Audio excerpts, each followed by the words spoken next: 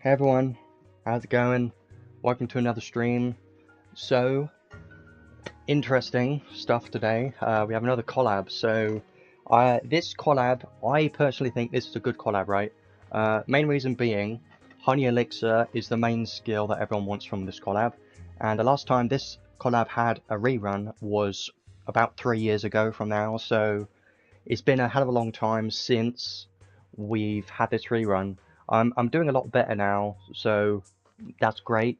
Um, we have a lot of stuff to do today because obviously we've got the new units and the new arc to have a look at, but as well as that, we have a bunch of insight units. So every single unit from this collab, the rerun units, have insight, and I do want to check over all of those, but I won't go super in depth because otherwise it would take an incredibly long time to go through every single skill and everything. So when I do talk over the insight later on, I'm not going to, spend a hell of a lot of time on that. I'm going to try and speed through it a bit more because otherwise we'll be here all day.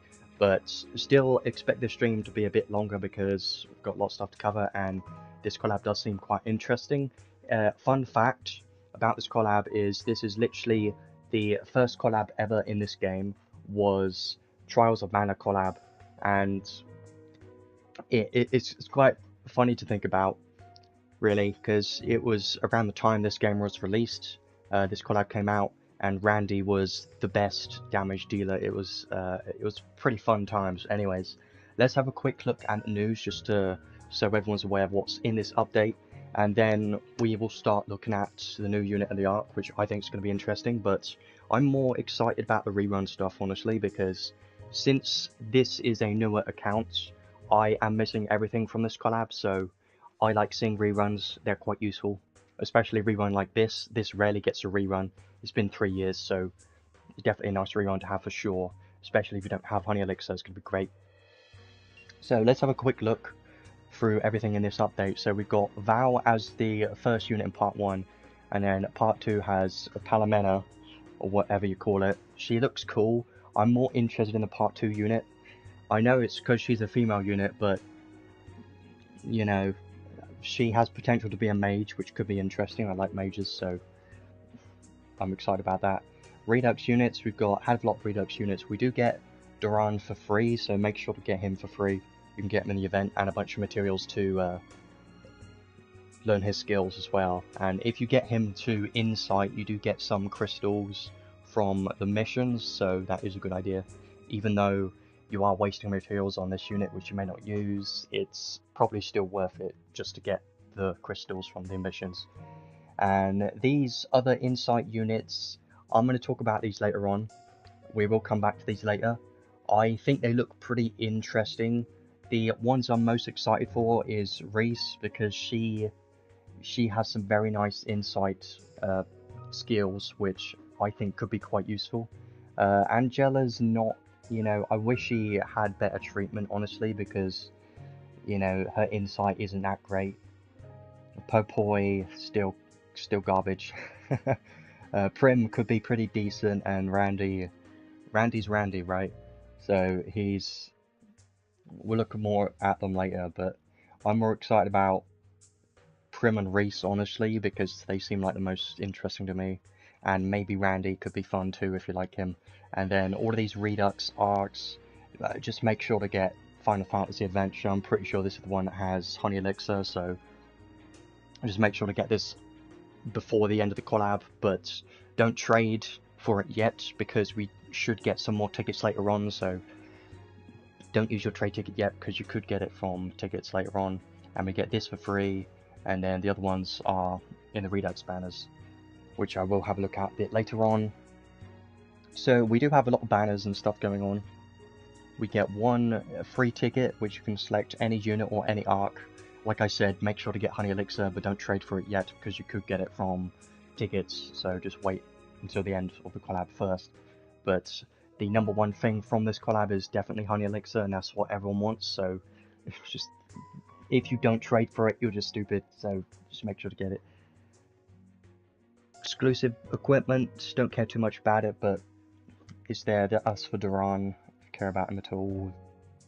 haven't looked too much at the equipment though. You can get up to 50 gacha spins, insight to collab units, yeah. So I don't think anyone's going to get insight for every single one of these units, because there's just a lot, right? There's a lot of materials to get all of those units insight, but we do get some limited collab insight materials, which are interesting. So that does help a little bit, I suppose. And the event itself looks okay. It doesn't look super like anything crazy, any world maps or anything, but it does have some nice materials in it. So what you should be choosing is definitely Final Fantasy Adventure for the Honey Elixir, because Honey Elixir is so good, but don't trade for it yet. There's probably going to be a lot of people saying, which one do I trade for? Well, don't worry about it yet, but make sure you get Final Fantasy Adventure. I'm pretty sure that's the one that has Honey Elixir. The other ones, I don't think they have anything crazy in, but I do want to have a look at them later on. Just save the ticket for the moment. It's always a good idea to save until the end before you use your ticket, because you never know. Unit test play quest, insight play quest, there's going to be a lot of stuff to do there, because all those units have insight, that's great. Unit damage ranking is going to be great. On the 21st, Val, Palomea, Randi, Duran, great. There's probably going to be more later, maybe. So there's a bunch of equipment here, right? Well, most of these equipments you don't really need. Some of these you can get from, well, this you can get from the challenge, and all of these you can get from Credential Training Space, and the Redux paid equipment you can get from the Crimson Ore Trading Space. So all of the Redux rerun units, you can get their paid equipment if you really want to from Crimson Ore Trading Space. Honestly, I wouldn't recommend it unless that maybe a couple of equipments would be pretty good. Like if you know you're going to use one of the units like Riesz or Primm or someone, then maybe get one of their equipments and Godforge it is probably worth doing, but only if you think you're going to use them, otherwise don't bother. Because using the Crimson Ore for equipments on a unit that you're not going to use, just a waste of Crimson Ore, so...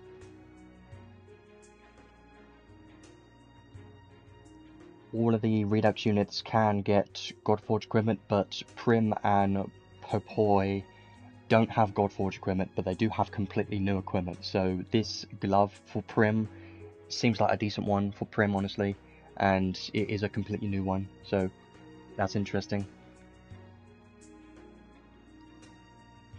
Login event, you can get more tickets, so that's always great. Always love having more tickets.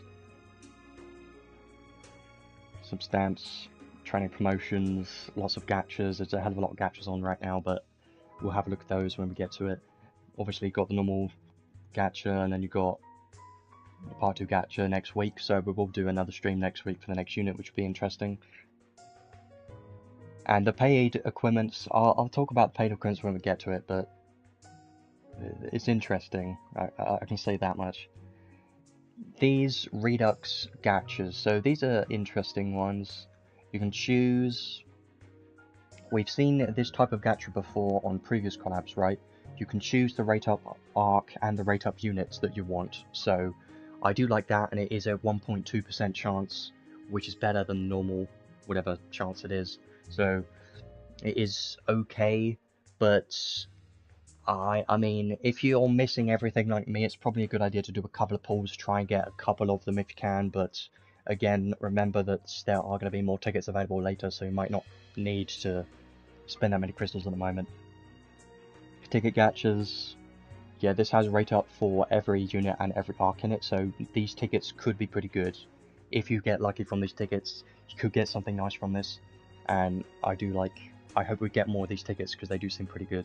And then the these two are paid gachas, right? Paid banners. You spend 3,000 paid crystals, but you get one unit that you don't already have, and the same thing with the arc. You spend 3,000 paid crystals, you get one arc you don't already have. So if you already have Honey Elixir, I don't know. I haven't looked in depth into the other arcs, so I will have a look at those later on, just to make sure if there's anything interesting, but probably Secret of Mana, because the older arcs are usually more useful than the newer ones. I'll have a look at them later on though, just to be sure exactly what they have and do my rating of those, I guess. And that's pretty much it for the news for the moment. We do get obviously the repost promo thing, so we can get 5 more tickets for each banner next week, hopefully, which I think will be nice. So just be aware that we should be able to get 5 more tickets for each of those banners, part 2, part 1, and the Redux. So hopefully you get something from those, that'd be great. So we do have a lot of stuff to do, but I like to do things in orders just so we're not all over the place, and it makes it easier for me to add the timestamps later on. So next thing I'm going to do is let's focus on the new banner right now. So we've got Val and the Visions of Mana arc. I'm going to talk over these first. He seems interesting, at least, and the arc, I think the arc's pretty good, so let's have a look at it first. So the units, Val, I'll be honest, I don't know anything about the Mana series, so I don't know anything about these units, I don't know anything at all, so don't hate me on that, because I have no idea of any lore or anything about these units. But let's see, here's the interesting thing, right? It says he's non-attribute, but he's not really, right? Because he does have some stuff in his kit which makes him, you know, change his element or his skills, which is interesting, but we'll have a look at that when we get to it. So his stats, he's a soldier type, looks pretty good stats, high defense, high strength, pretty nice. He's mostly going to be a physical damage dealer. I don't think he's going to be able to tank that well, or at all. Attribute resistances look alright, I suppose. Plus 30 to ice, plus 30 to dark. Interesting, I suppose. It's not that bad. Yeah, getting Val, I think is going to be pretty nice. Well, basically any new unit nowadays is going to be somewhat useful. Like, they're going to be strong. Ailment resistance looks pretty good because he does have nil to curse and nil to stun. So having those two, nil, on a physical damage dealer is perfect. So I do really like that. And weak to poison and blind, don't really care too much about that, honestly, because they're not that big of a deal. Blind can sometimes be annoying. Poison doesn't really matter too much, and if you just have a Spirit Maiden Serra in your team, then you don't really need to worry about it. So his abilities look quite interesting, so let's have a look at those. I do have his hit counts and stuff.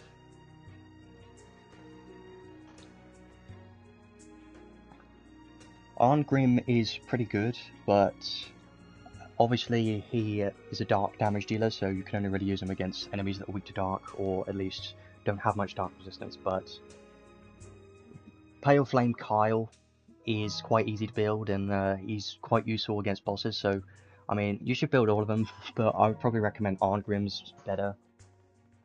So let's have a look at these skills. Skill 1, I honestly like his skill 1. His skill 1 seems pretty fast, and I'm hoping you can spam it decently, but I haven't tested out these skills, so I don't know yet. I'm just going based off of the video that they posted. So, medium area combo attack, change the attribute based on the trait Soul Guard. So we'll have a look at that when we get to it.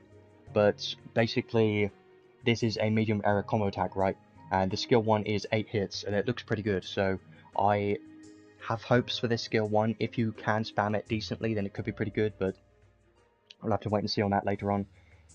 Skill 2, frontal charge and deal a medium area combo attack, and again it changes the attribute based on the traits. This one is 11 hits. Doesn't look that amazing. It looks okay. It's kind of average, right? Nothing really much to say about that. And then a skill 3 is interesting. I can't say much more than it's interesting. I don't know how effective it's going to be. It kind of reminds me of Diaz's skill 3 in a way, because it pulls in one enemy for a medium area combo attack, and it moves the unit if it's unpullable. So here's the thing about this, right? It cannot pull multiple enemies, at least that's what it says. It only pulls one enemy. I think this should be able to be used anywhere, so technically it's kind of like a long range attack. I haven't tested it out though, so I can't say that for sure, but it looks pretty decent. The only downside on this is it does look kind of slow, but we'll look at that later. The pull in one enemy, There's just one problem with this. Think about it.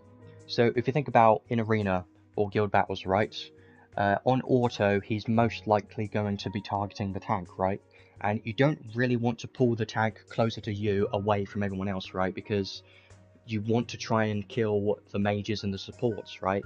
So pulling the tank away from all those supports doesn't seem like the best idea in that scenario.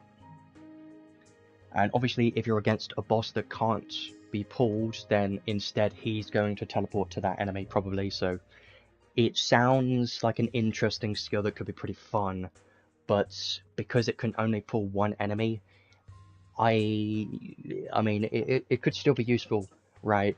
But because it can only pull one enemy, I'm kind of a bit in the middle on it. Like, if it could pull multiple enemies, it could be very good, but I think it's fine. This skill 3 has 19 hits. It's kind of average, I suppose. It's the only, like I said already, the downside of the skill is the beginning of the skill looks pretty slow. It does like an animation and then it pulls the enemy in after like a second or so. It's a bit slow, but the actual attacks itself are kind of fast, so we'll have to see how that plays out later, but it looks okay. And a special, powerful wide area combo attack, interesting. And it changes the attribute based on the trait as well. Nice. Yeah, I haven't really...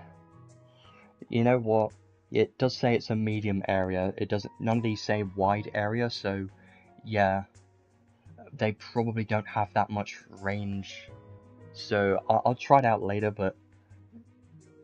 I don't think they're gonna have that much range, yeah. The special has 45 hits. It seems okay. And since it does say it's a wide area combo attack, that does mean that it can hit multiple enemies if they are grouped together.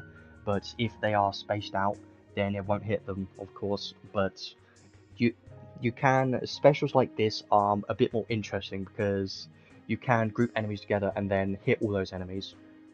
And I just find that quite useful sometimes. So it can allow you to hit every single enemy. So it's not bad. Now let's go over to the traits. These are obviously the more exciting ones, for sure. They're always traits the most interesting part of the kit. So trait 1, when equipped with only one weapon, so he is going to be a single wield damage dealer for sure. You can't dual wield really. Skill and special damage 50%, damage cap 50,000.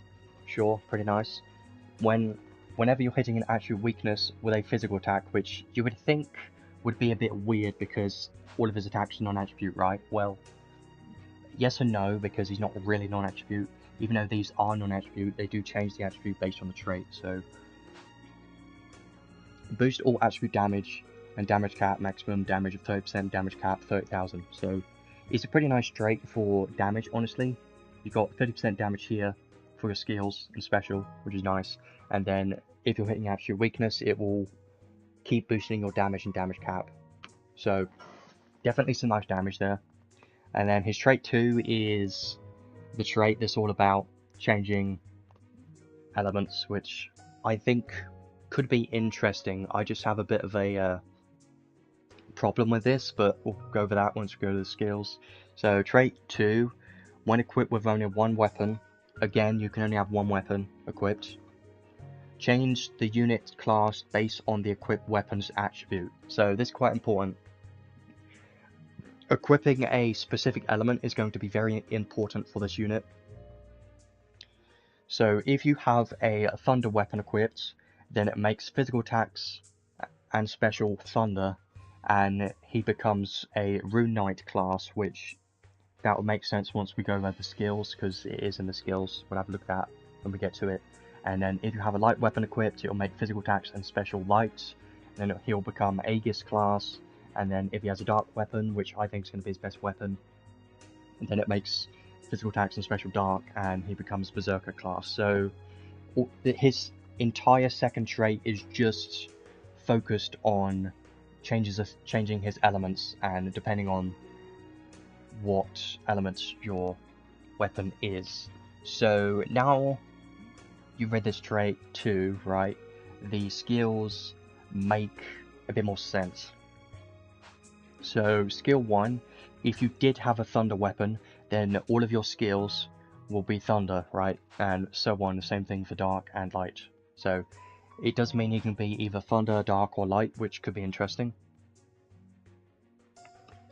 So, funny thing about tier list is there is already an existing tier list, and I don't really cover stuff like that, but there is a tier list that already exists, so just make sure to check it out. It's available somewhere, probably in Tweak's Discord, honestly. But there is already a tier list, you can check that out if you're interested in that. Currently, the best unit in the game, Spirit Maiden Sarah. Quite funny, she's crazy. Let's go with the skills next. So, he does have 3 magic spells. Sabers, we haven't seen the Sabers that often because I believe these are limited magic spells on this collab. Altema's not... Altema's a bad tier list to use, honestly, because the ratings on there are always off and they're not that great. Maybe I can find a tier list. Important links. Should be somewhere, yeah. I'll get it up. And then post it. This one. That is the tier list you should be using, because that's the best one. 100%. Should definitely be using that one. Yep. Japan tier lists, I never read it. I don't use it. I only use the global one. So, Flame Saver, fire adds you extra attack to a single ally's regular attack. So these, I remember these used to be very useful for Saintly Lilibet, I believe, because of her normal attacks being very good and spammable. You used to be able to cast Sabers on Lilibet and just spam her normal attacks. It used to be very good, but nowadays there aren't really that many good normal attacking damage dealers. Like, we don't really have them, and it's probably still Saintly Lilibet, honestly, and we don't really use her anymore. So these Sabers aren't really that crazy, because when are you ever gonna care about extra attacks on your normal attacks, right? Like, it's not really your main, you know, your main damage. Your main damage is obviously your skills on the physical damage dealer, so I don't really care too much about these Sabers, but they can sometimes be interesting. So he's got fire, lightning, light, okay, and then up here we have his classes. So here's the interesting bits, and here's where it becomes a bit, I have some opinions on this. So the Rune Knight, let's just make sure which one this is. So if you have a thunder weapon, then you become a Rune Knight class. So what does this do? If you have a Rune Knight class, it increases the duration of extra damage type buffs from units' active skills by 300%. So the duration of these Saber skills are going to be 300% more. They're going to last 300% longer, right?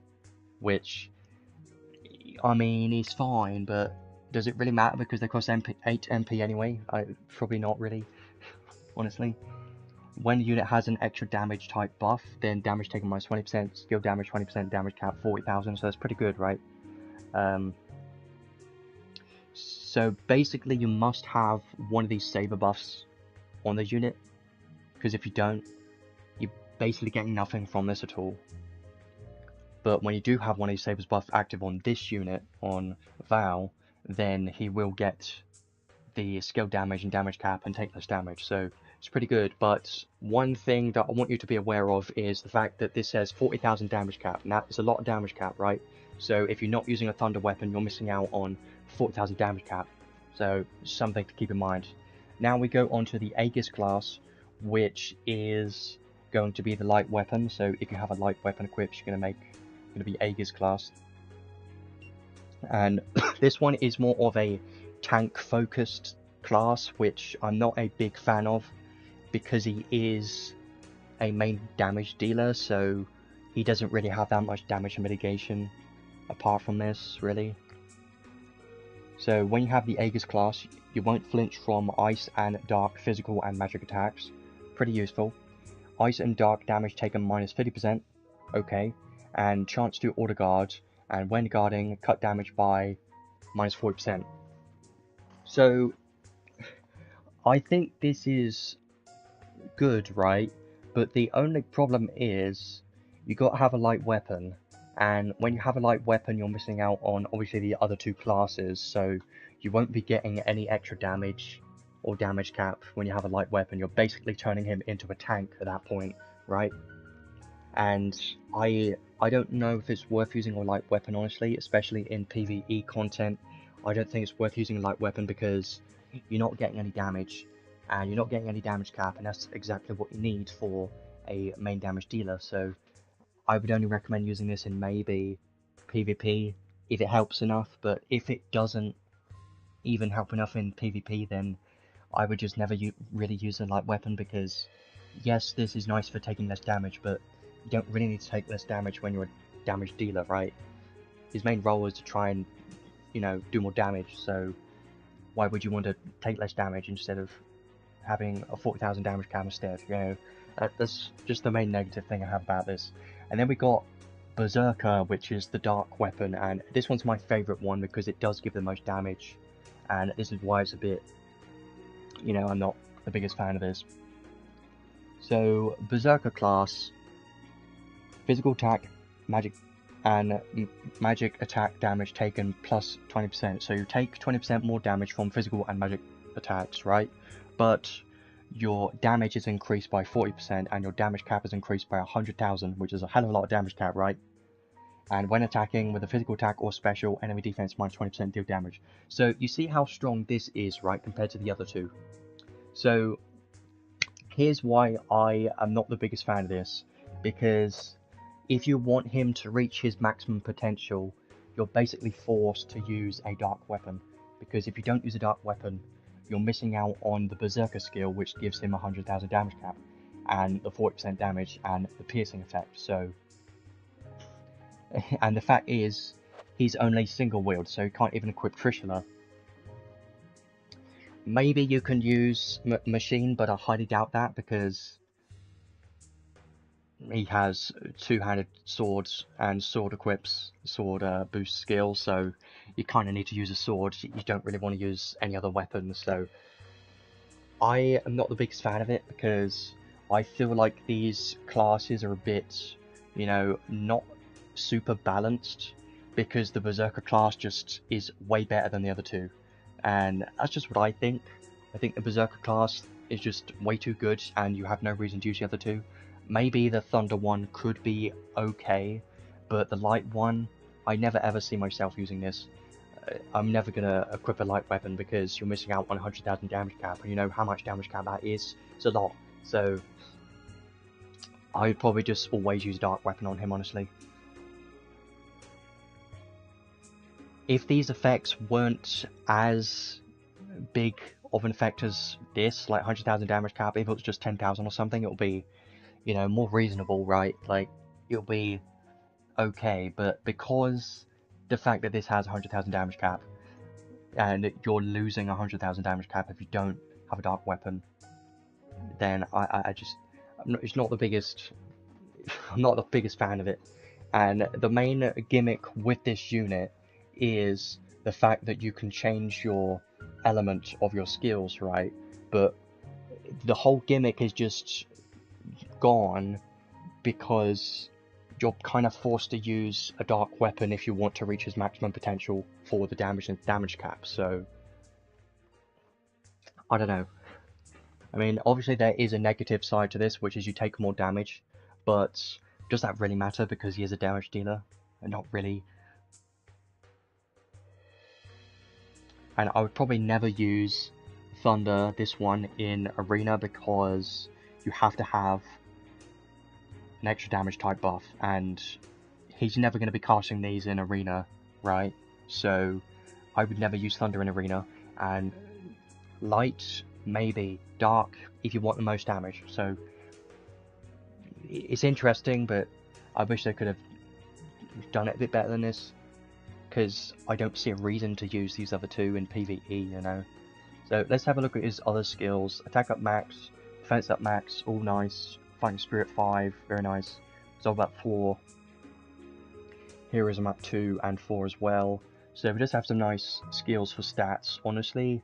So we should have quite a good amount of strength, HP and defense, which is quite nice. EX Guard.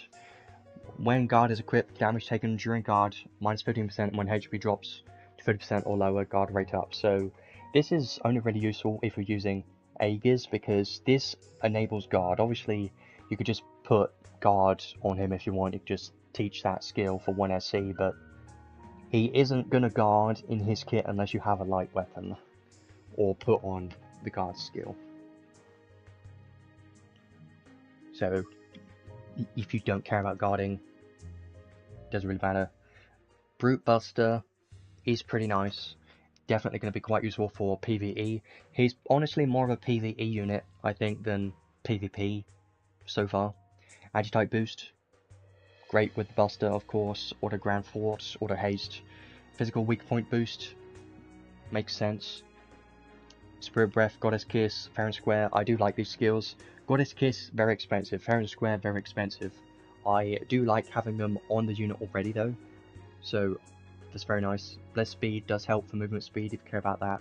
Piercing, Favoured Sword. Now we get onto sword boost skills. Two-handed sword.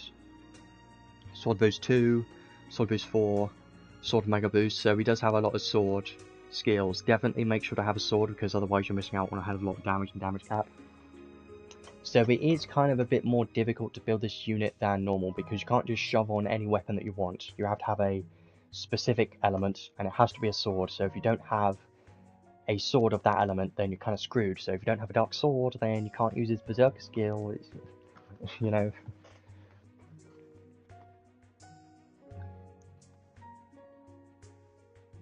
Cloves Giga Boost, Armor HP plus 3, Quick Trigger. I do like these skills. Quick Trigger's great. So we have no idea what's coming up in the anniversary, so if you're missing the rerun stuff like Honey Elixir, definitely recommend to get that, and maybe try and pull for some of the limited arcs is always a good idea.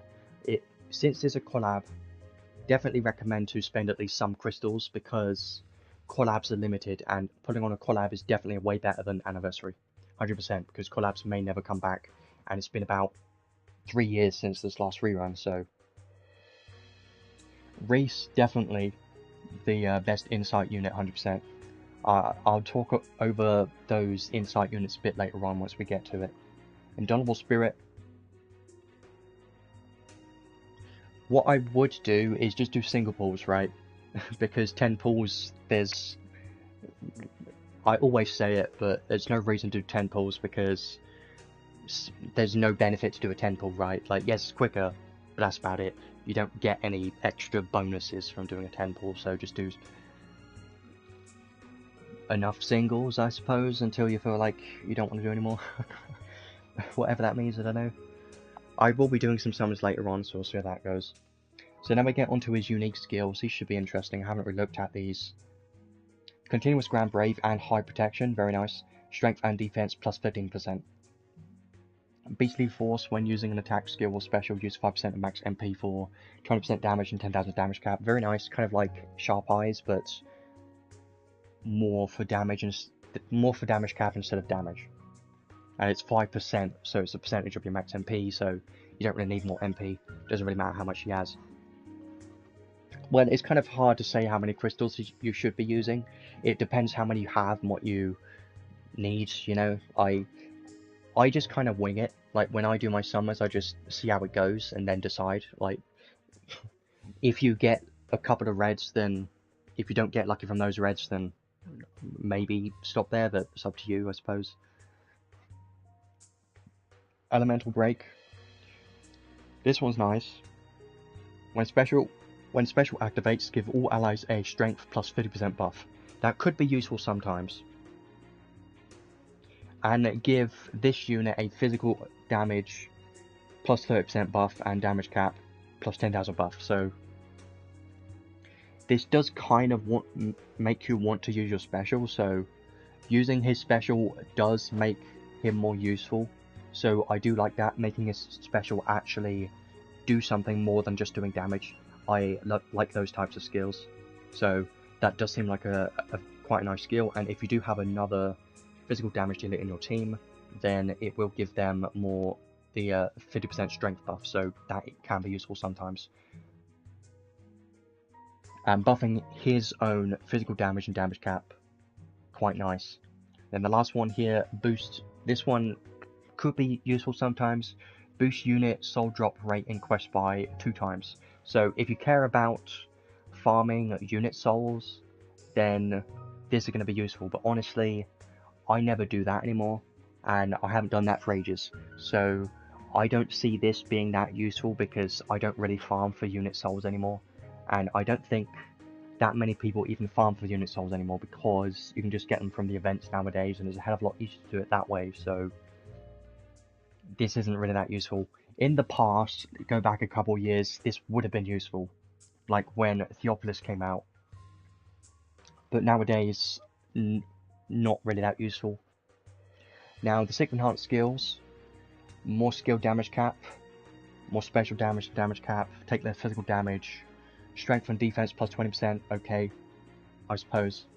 Sword mastery, 10% physical damage and 10,000 damage cap, pretty nice. Feint resist on a transcend sick enhanced skill is interesting. Become less likely to faint and cut faint time. This will stack with the feint resist skill as well, so all of these transcend skills are technically a different skill. Even if they say the exact same skill as a normal skill, they can stack with them. So this could stack with feint resist for even more feint resistance. And weapon wall, this one's nice. Continuous wall 2 magic for the attributes of the weapon equipped. So if you have a dark weapon, and then it should give you shadow wall 2 continuously for this unit, which pretty nice, quite useful. So overall, I think this kit looks good to me, right?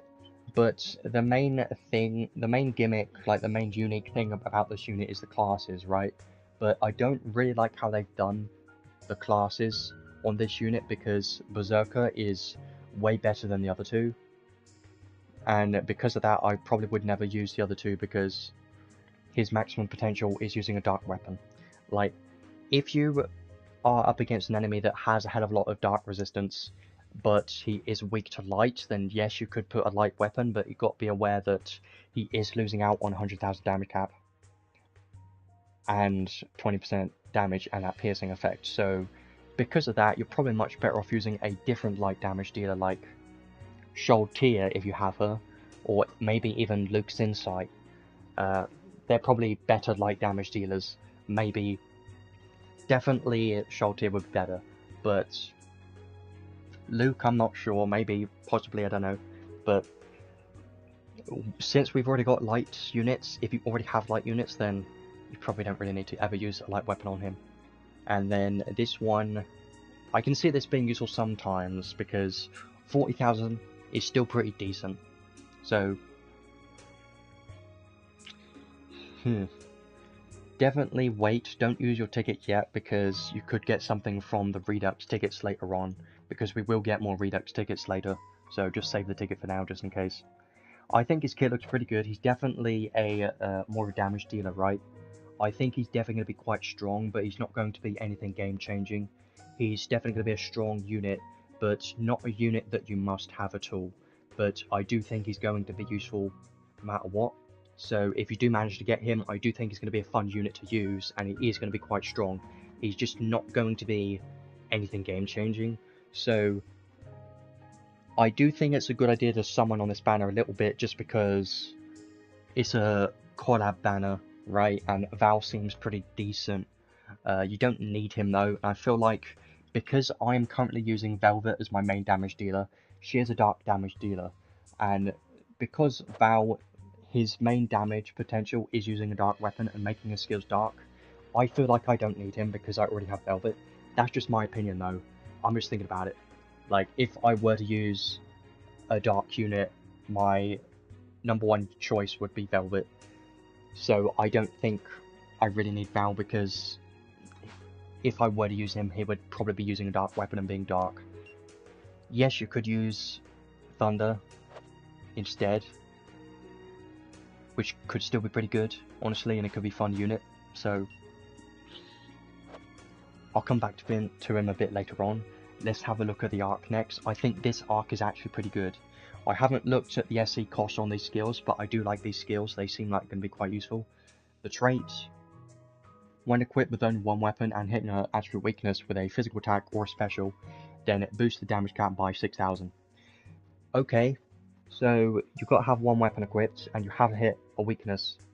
And if you hit a weakness with when you have one weapon, then you get 6,000 damage cap. It's okay. There are better arcs, I suppose, but 6,000 damage cap is still pretty decent. And you can have any weapons you want. It doesn't matter what weapon it is. But yeah, kind of like El Javana, that's what I was originally thinking of. When you have a sword equipped, strength plus 15% and special has a chance to deal criticals, cut physical and magic attack damage taken based on how little unit HP is left. Maximum minus 20%. So I think it's okay, right? Like, these, usually the collab arc traits are nothing amazing. Occasionally you'll get some pretty decent ones, right? But these aren't as strong as UR arcs, for instance. But I think it's okay. The only thing is it doesn't give you any physical damage. That's the main downside of this. Yes, you're getting 15% strength, but that can't compare to physical damage. So the main effect you're getting with this is 6,000 damage cap as long as you're hitting a weakness, 15% strength if you're equipping a sword. Special having a chance to deal criticals rarely matters that much, and then take less damage depending on how much HP you have. So how little HP you have.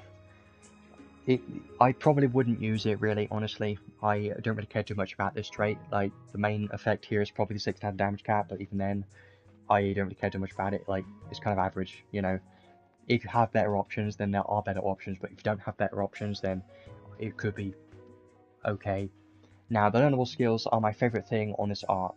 This could be pretty good depending on the SC cost of these skills. So, Poison Resist, never really cared about that. Extra attack boost for 3 SC could sometimes be useful, but I honestly rarely use it. Skill 2 Breakthrough can be nice if you don't already have this, because more damage cap for your skill 2 could sometimes be useful for some units, so that's nice. The Guardian of the Sanctuary is the first unique collab skill on this arc, but honestly I don't think it's even worth using. It looks bad to me. 7 SC, strength minus 10%, but defense plus 20%. Why is it 7 SC? Because it's reducing your strength by 10%. I feel like it should have been cheaper than this. Like, if it was 6 or if it was 5, then maybe. But I feel like it should have been cheaper than 7. Like, 7 SC, why would you use it? Maybe on Melzer, like, yeah, maybe Melzer, and maybe a tank. But apart from that, just don't. I've just never used it, really. Elemental High Drive, I really like this one. 50% more expensive, yeah, it's stupid. This should have been way cheaper than this. 7SC, dumb. Elemental High Drive, though, this one's amazing. Fire, Ice, Earth, Thunder, physical damage, and special damage plus 30%. For 12SC, very good. You know why? This is the first time we've seen this skill, and it's 12SC, which is fine. It's very fine. And you get 30% damage, so that does equal to the 4 SC per 10% damage, so that is fine, is okay. And you can stack this with every other drive skill and every other damage skill, so this Elemental High Drive skill does seem very useful, 100%. The arc is... I'm going through the arc now, but so far it seems okay, but the learnable skills are what are gonna make it a lot better, in my opinion. And the reason being, we've still got Visions of Mana skill, and I think this one could be pretty good as well. So, the last skill here. When equipped with only one weapon, attack damage 20%, and damage cap plus 2,000 to the same attribute as a weapon equipped, as the equipped weapon. So, here's the thing. I was originally thinking that this would be pretty good, right? but it's 9SC, so like, yes, it's okay. I just wish these skills would have been a bit cheaper, you know? If this was 8, it would have been nice, but yeah, I do understand. The fact is, this is attribute damage and damage cap, right? So it can apply to every form of damage, so that does become useful there 100%. And I suppose that's why it's a bit more of an expensive skill. So you can put it on like a mage, a counter unit, you know, physical damage dealers, special damage dealers. You've got options for this. So I do think this can be useful sometimes. My two favourite skills from this arc, definitely Elemental High Drive is probably my favourite one here, and then Visions of Mana. Yeah, the main reason you would want this arc is for the learnable skills for Elemental High Drive and Visions of Mana, I think. If you don't care about these two skills, then probably don't care about this arc at all. But if you do want to use these two skills, then I do think this arc becomes useful. And that's about it, I think. Let's check the Archive reward anyway, but I know it's not that good. It's a Flower Rod, which is funny. Earth Attribute Staff, HP recovery from units, healing magic plus 20%, and nullify, cut, and mind debuffs from active skills. This staff isn't very good. It's... I mean, it's okay. You could use it on a healer, right, if you don't have any other options, but apart from that, it's not the best. Yeah, I mean, there aren't that many staffs that increase your healing magic power, and this does also nullify mind debuffs, so it's okay for a healer, but that's if you don't have Spirit Maiden Sarah's paid staff, because if you don't have that, then this could be useful, but if you already have her paid staff, then you don't need it, and I have a paid staff, so yeah. This could be used sometimes, I suppose, but it's nothing crazy. So 100%, the best thing about this arc is definitely the learnable skills, but the learnable skills aren't anything super crazy. Yes, Elemental High Drive will be quite useful on a decent amount of units. On any Fire, Ice, Earth or Thunder damage dealer, they can use this, and you can give them even more damage from this, so I do like that, and it is worth it for 12 SC. You can have, let's say you're using a Fire damage dealer, they can now have Fire Drive, Fire High Drive, Fire Giga Drive, and now Elemental High Drive. Could be pretty nice, right? And obviously the attack raise skills as well, so you could have a lot of damage from those. And they do stack on top of each other, so that could be pretty nice. So I do like this skill. Visions of Mana, I think this could be good for Sholtier and some other units. Maybe even Shift 9S for his support attack damage. Could be fun, but isn't as good as I was hoping because 9S is a bit expensive, but I still think it's nice. So yeah, a decent arc, honestly. Definitely worth a couple of pulls in my opinion because it is limited, and having these limited skills could be useful.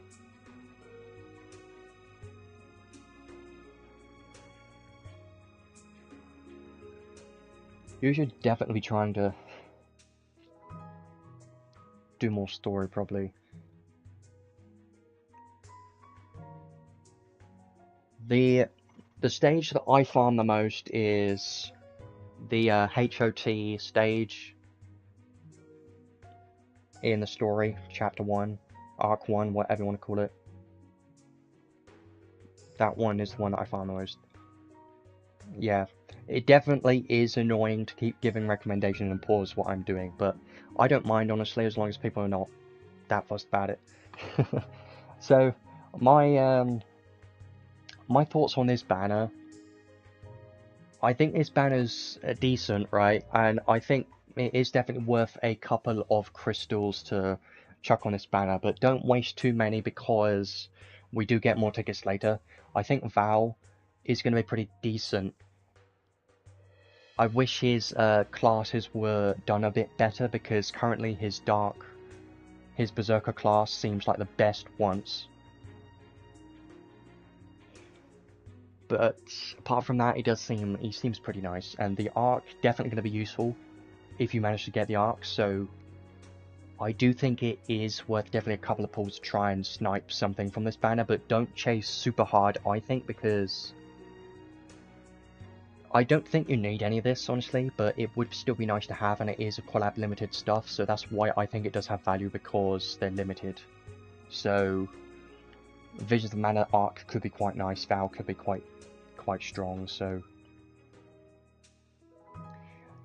yeah, arc, I don't really use arc that much anymore. Like, I still don't have it built on my account, but as a breaker is pretty good with his paid sword, but apart from that, there are better unit options for sure. But Val as a thunder damage dealer comparing to arc really depends on if you're breaking the boss or not. If you're not breaking, then maybe Val would be a bit better, I don't know. Probably because Val's a lot newer, I would expect so. And we've still got Spirit Maiden Sarah's banner available for another 2 weeks, so if you still don't have Spirit Maiden Sarah, make sure to try and get her if you can, because she is the best unit in the game right now. But because we do currently have a collab on right now, it is kind of difficult to decide what to pull on, because best unit in the game or a limited collab that may never come back. Hard to tell, but I definitely would rate the collab higher on the list, priority list. Definitely pulling on the collab is a bit higher, because it might not come back. We do get, yeah, this seems, the Redux banner, 1.2% for the arc, 1.2% for the unit. Yeah, trying to be as helpful as I can, because that's the main reason I do these streams, to cover all the new things in the update and just to help anyone out. I don't mind. I like doing it. So while I am here, actually never mind, I'm gonna go to the training space quickly and go and have a look at Val's paid equipments first, and then I will look at the Redux arcs and units and stuff, and then I'll do some summons and then start showcasing some things, so we still have some stuff to do. We do have the Redux trade ticket here. Definitely make sure to get this one. This is the #1 arc from this collab, because it's got Honey Elixir. Honey Elixir is so good, it's great, it's amazing. So make sure to get this one. This is the one that everyone should get by the end of this collab, and if you don't get it, you're stupid, because this arc is so good. And I mean that, because Honey Elixir, even if you're not currently using it, you will eventually use it. It's that great. SCT, anything to do with SCT is so useful, and Honey Elixir just so crazy. It's one of the best skills in the game, so definitely make sure to trade for this one at the end of the collab. Don't trade for it yet, because you could get something from the Redux tickets. You never know. The other arcs I haven't really looked at. Secret of Mana. This one could be okay, because all these are collab limited skills. The Arcade Reward, don't really care, but Secret of Mana could be okay, because Acid Storm, Dash. I mean, these learnable skills aren't that great, honestly. Lunar Magic's kind of useless. Blessing of Mana, kind of useless. Power Counter, sometimes useful, I suppose. Acid Storm is kind of like a budget version of Venomous Rainfall, I believe. Dash, I have used Dash sometimes, so if you want more movement speed, this can be useful, but apart from that, there's not much to it, I suppose. Then these are the more newer ones. Are there any good? Elemental Combo, I do remember that being pretty useful sometimes on mages, but I honestly don't really use it that much anymore. Elemental Combo I used to use sometimes. Queen Scepter, not that amazing. And then this one has not that great. You know, these two LR arcs are not that great. I wish they were a bit better. Like, the main standout is definitely Final Fantasy Adventure for Honey Elixir, but the other ones are not really anything you need. Like, these two, I don't see anything useful here, really. Maybe Elemental Combo, that's about it. This one just has not really much to it, does it?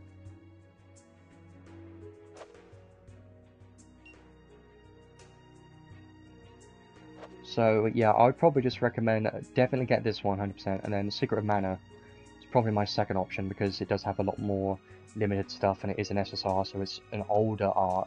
So I would probably go for these two. Final Fantasy Adventure 100% that one.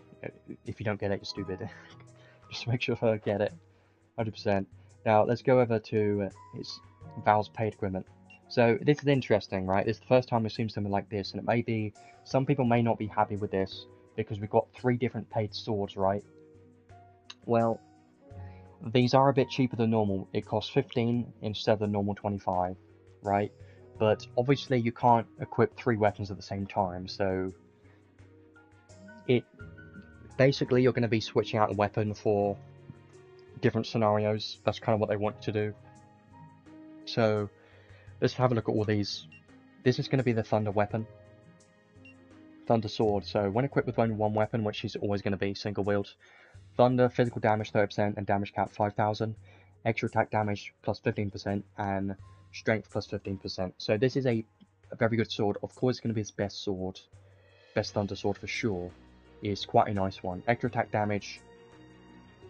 It doesn't, like, the fact is, yeah, I mean, I am not the biggest fan of this, the fact that they made 3 paid swords, but I'm kind of accepting it because they cost 15, and honestly, it would have been better if they just made 1 paid sword that boosted all of the damage and just boosted everything instead, but then they probably would have made it cost 50 credentials instead, and we don't want that, so I suppose it's alright. Like, I'm not the biggest hater of this, but this sword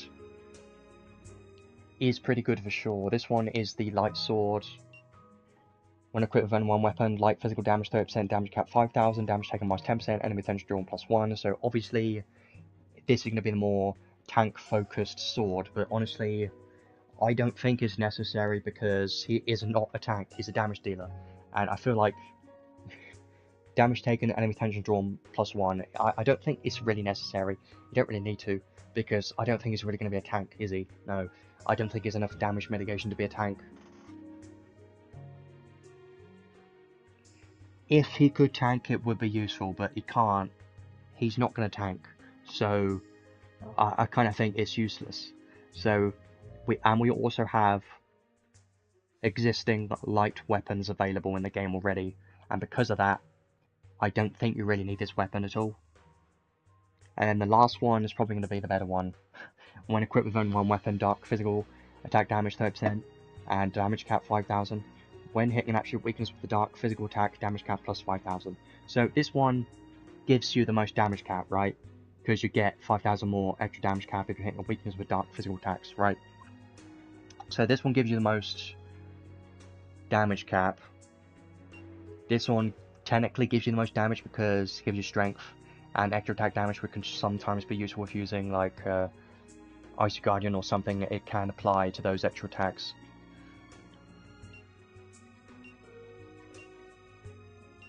Yeah, I would say you don't really need any of these weapons, honestly.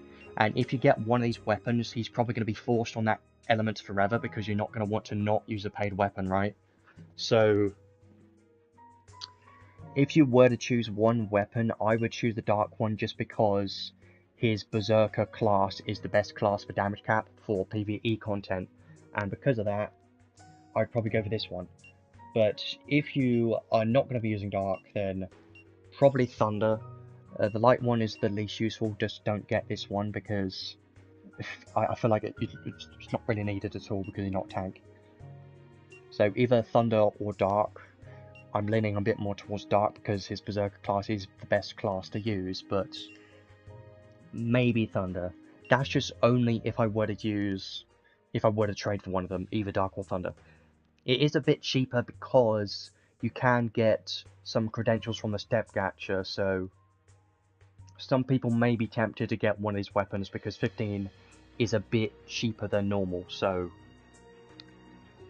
I believe you should be able to get 11 from step gacha from lap 1, so then that means you only need 4 more single pulls with paid crystals to get one of these weapons, and a lot of people might be tempted to do that, that's the thing. And he does have one more paid. This is Cloves. Looks pretty nice. Physical attack damage taken minus 20%. Don't really need to take less damage when he's a damage dealer. SAT recovery speed plus 10%, defense plus 10%, and physical attack and special damage cap plus 5,000. You know, it's fine, right? It's fine. But I feel like this could have been better.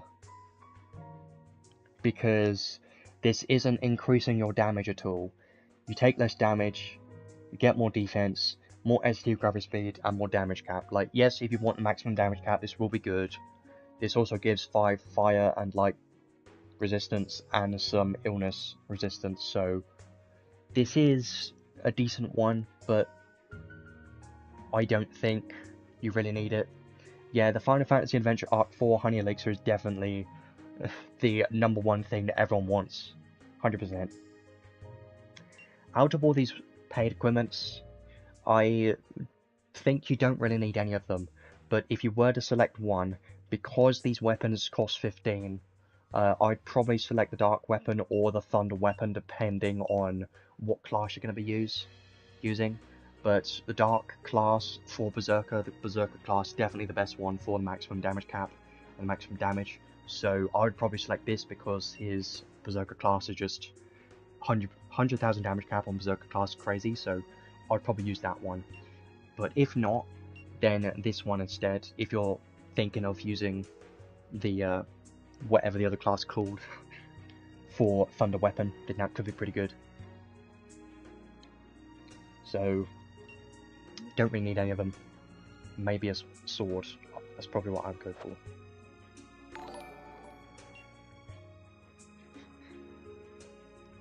Thanks for the sub. Had some nice subs recently, he's doing pretty well. Yeah, I've already talked about this select ticket. Make sure to get Final Fantasy Adventure for Honey Elixir, but don't trade yet because we get Redux tickets. So, I think that's everything. We've been here for an hour already. Managed to cover most things. Let's have a look at the gachas, and I do want to do some summons. I don't know how many summons I'm going to do. I don't think I'm going to do too many because I don't feel like I need everything. So I don't feel like I must pull everything from this collab. I do have 15 tickets here, which is nice. I got all of these from the event, so make sure to do that. I've already used those Redux tickets, haven't gotten anything from those yet. I do want more because I need a lot. I need everything from the Redux, but I know it's not going to happen. I'm probably going to do some single pulls on this banner. So I haven't talked about any of those units yet, because I am going to be talking about these when I showcase them later on, and that is going to take a lot of time, so I will talk about all these units later on, and I've already talked about these arcs when I talked about the trade ticket, so I don't need to talk about them again. If you are planning on summoning on this banner, I would recommend Riesz and the Final Fantasy Adventure arc, because those two seem like the most useful ones in my opinion, and I'm probably going to do a couple of singles to try and get one of these two because they would be nice to get, and then maybe I could get like some other units like Primm, because I would like some of these units, honestly, like Riesz and Primm. I would like those two, maybe Randi and Jilla. Popoi is the one I just don't want. No matter what, I don't want it, because you know. But Riesz and Primm seems interesting. I mean, Primm's just not really a must. I don't really need it. It's just, it would be nice. Yeah, are they even free tickets for the Redux banner? Well, the thing is, no, but there are 5 of them. I did manage to get 5 Redux tickets, and I believe I got them from the event trading space. I think there were 5 in here, and then I used them already.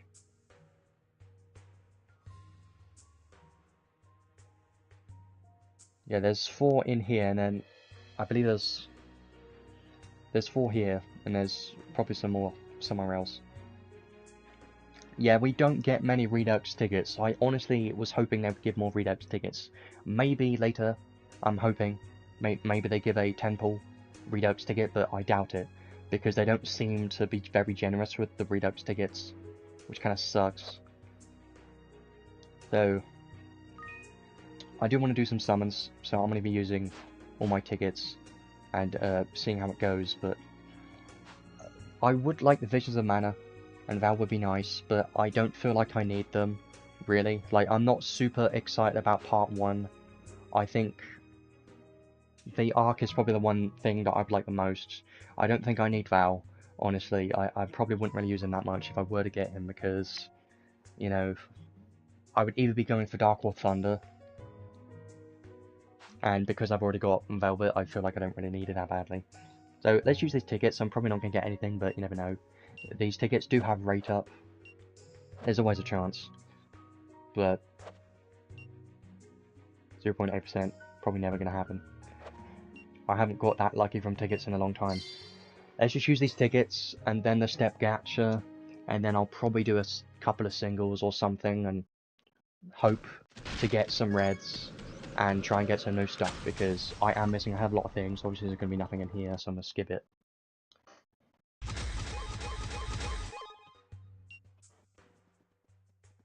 And because there are tickets later on, I don't want to spend too many crystals, because I could get something from those tickets, so I'm kind of waiting towards the end of the event to use more crystals. Can you at least get a red in here, please? Maybe not. No, I don't think so. I'm going to watch it anyways, but a blue with Thorea by itself, just not... It's not going to be a red. There's no reds. That's what I think, anyway. Yeah, of course. Oh. Well, that's disappointing. Because the rate up on these tickets are pretty good. Never mind. I was thinking of these ones. These ones are pretty good. Because they have 0.3% for every unit. And 0.375% for each arc. These ones are pretty good.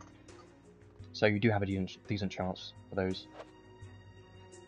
The medals you can only get from spending crystals on the banners, so Redux could have medals right here. I have done a couple of single pulls already, but couldn't get anything. I'm saving these for the moment just in case I end up doing 100 for this temple ticket, but I don't know yet. What I'm going to do now, I'm going to do this lap 1, probably going to get nothing, and then we'll see. I'll definitely do some single pulls afterwards, 100%. Nope. Thorea's by herself.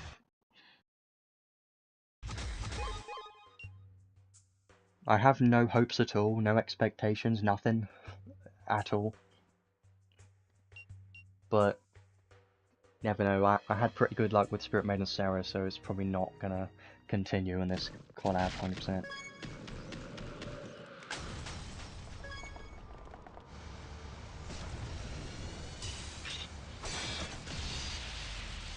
Yeah, doing singles is the best thing to do, because it's just a hell of a lot better that way. Because you have no reason to do a 10 pull in this game. If they were to change it and make it like, if you do a 10 pull, you'd get 11 pulls, and high chance for a red SSR, then it would have been worth doing a 10 pull, right? This one's going to be the last one on the step gacha that I'm going to do, because it's the cheapest one there. And then I'll do some single pulls afterwards, try to get some reds, try and get Val or the Ark, and kind of leave it there for this banner for now. And then go to the Redux banner, do some single pulls on the Redux banner, try and get some stuff from there, because I am missing everything, and it's not going to be a red in this pull either, probably not.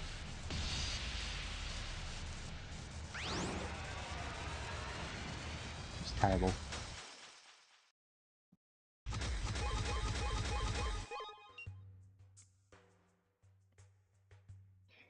So on lap 2 is when it gets expensive. I don't do lap 2.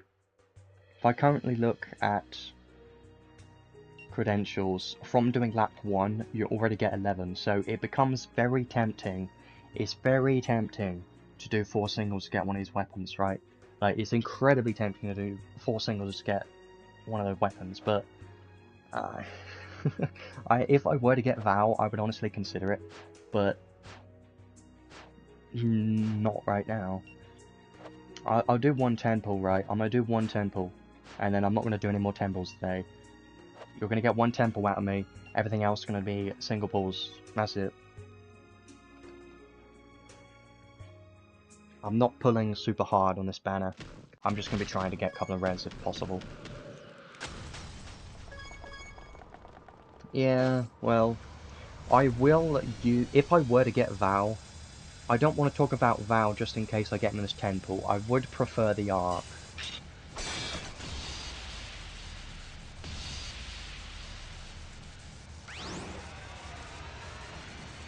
There is a red at least, but it's not going to be new. Okay, it's new, but it's not going to be... Yeah. You know what? I did actually need this. I just didn't want it to show up when I was pulling for something else, you know?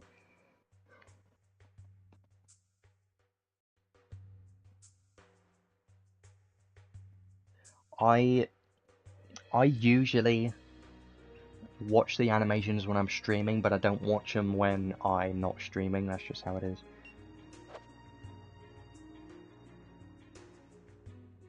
It's kind of random, right? But I'll give you some...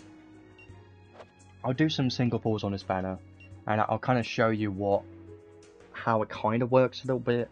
So it goes from Lilibet, Zekis to Theria, right? Theria is the most promising one, but when you see a blue orb, it's less promising, right? Theria and Zekis with a blue. Since it's a single, there's not going to be anything in here. You see, anything can go into a red. Like, it's still possible. It's just less likely, you know. See, that's going to be nothing. I'm gonna do a couple more pulls, try and get another red. Zekis with a blue on a single pull is not really going to be a red most of the time, unless it were to be a gold, you know. Lilibet, no, never. I'm gonna get one more red, and then I'll see how many we've done, because I don't know. And then I'll go to the Redux banner and do some of those, because I'm more interested in those. Yeah, her physical damage caps from Insight pretty damn good, but I will have a look at those units in a bit when I showcase them.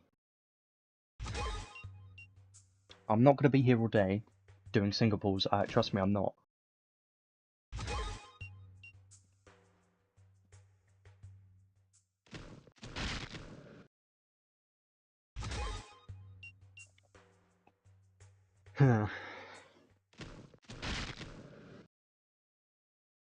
Okay, that's disappointing. You know what's funny is I'm still missing a hell of a lot of SSR arcs and some permanent units. So it's still ridiculous to me that I still get dupes of stuff because I'm missing a lot of stuff. So I tell you what, I'm not going to be pitying anything from part 1, nothing. I'm not going to pity anything. So I'm going to be using all my medals on single pulls, and I'm not even going to do 100, so I'm just going to be doing these tickets.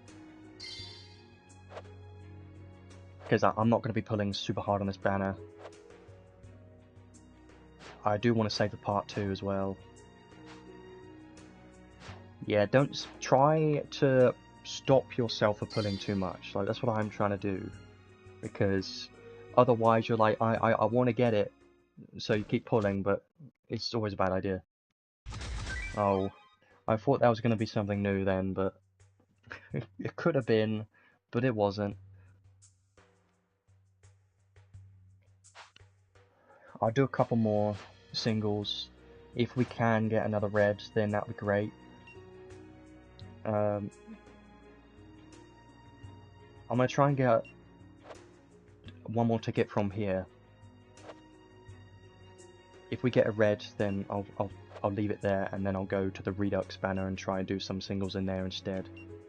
That's my plan, because we do get more Part 1 tickets later on in the login and stuff, so I don't feel like I need to pull super hard.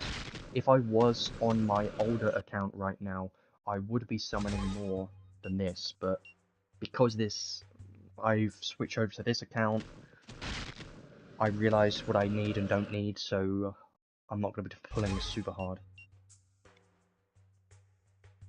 Yeah, you're always limited on how many crystals you can get in this game, so try not to randomly chuck them away, you know. Nope.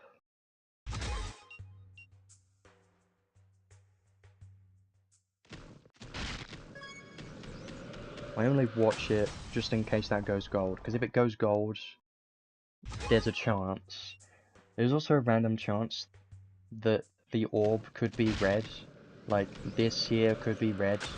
It rarely happens though, it like hardly ever happens. I've seen it a few times in the many years that I've played this. But not many.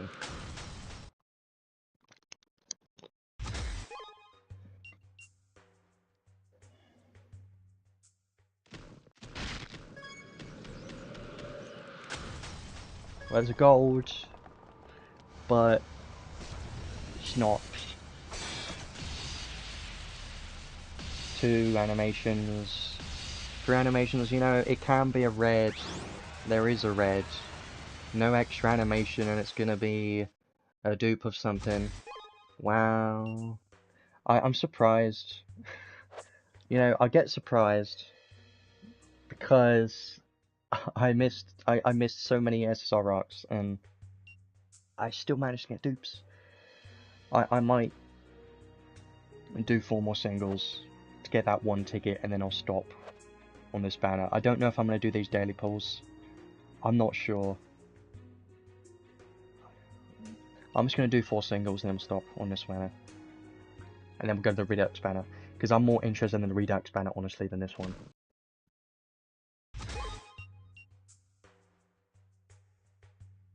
I'll just speed through these ones, because there's not going to be anything here, of course. That's what I expect, at least. And 1 more. And then we're done. Kind of. Not really.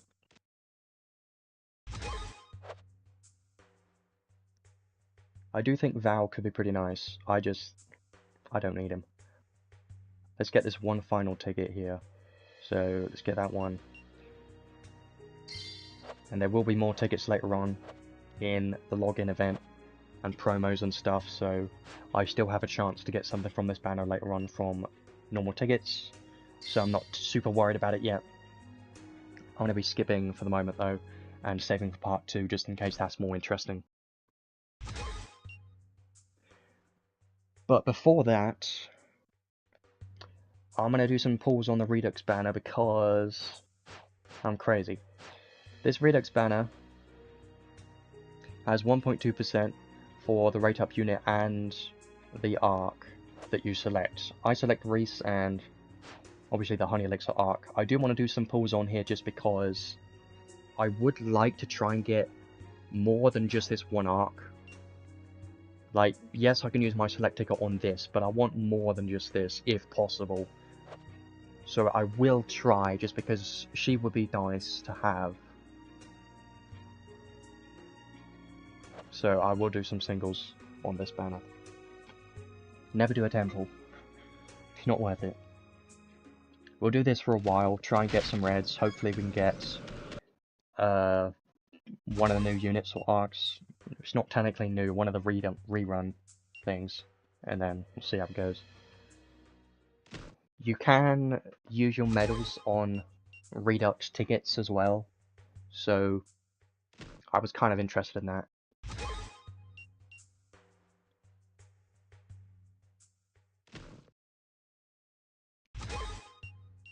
Hopefully if something new shows up, it's not going to be a random arc or unit that I didn't have.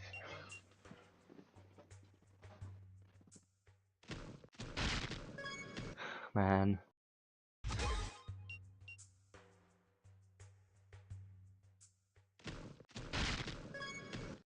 I never watch it when it's Lilibet. That's crazy. That's crazy.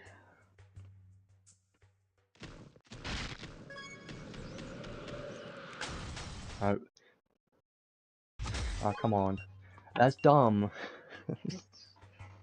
It's dumb. You're telling me I get 2 reds in a row and then they're just going to be dupes of things that I've already got. Even though the rate up's higher, the rate up always feels like it's, you know, not great sometimes. 1.2%, unit is 3%. Yeah, most of the arcs that you get are going to be a dupe because 1.2% still isn't that much considering it's a 5% chance to get an SSR, so yeah. Yeah, because Val is just a typical damage dealer, he will get power crits quite quickly, so I do feel like he's not necessary, and he's just a damage dealer. But you know what isn't just a damage dealer? Riesz is not just a damage dealer, she can be a support as well, so I do think she'll be quite useful, honestly.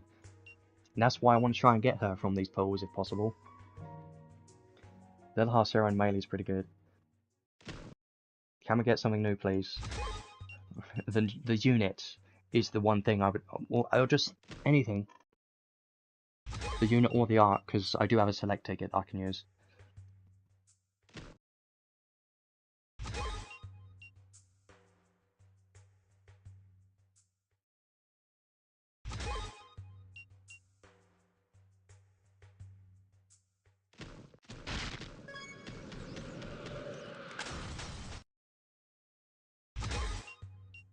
I'm gonna try and see one more red, which is not there. And then I'll see how many medals I got. Maybe I'll trade... See, I'm thinking of, should I trade for single pool tickets? Well, there it is. Great. At least I got one. Great. So now I still have the select ticket, right? Which is probably going to be used on this unit, most likely. So now I've got Honey Elixir.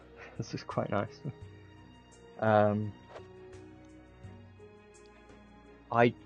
Secret of Mana would be my next option. I might... Yeah, because I just got that... See, we've got Redux collab tickets right here. So I'm going to do one more ticket. I mean, one more single pool. And then we'll get 2 more tickets from that. Maybe I'll do a couple more singles, try and get one of those other 2 things that I'm missing. It would be quite nice.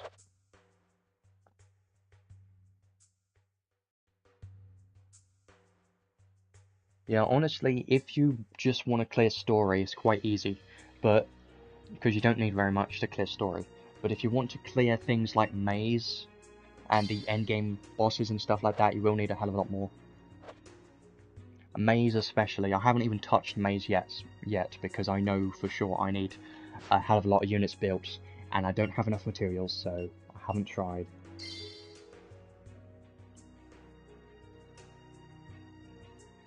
It's probably going to be nothing in these 2 tickets. Nope. Definitely not. I think I'm going to do a couple more singles.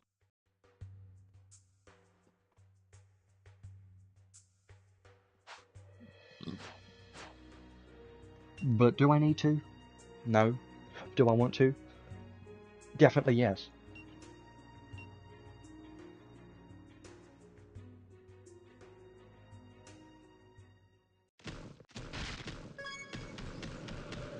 If I get one more red right here, I'm gonna be stopping.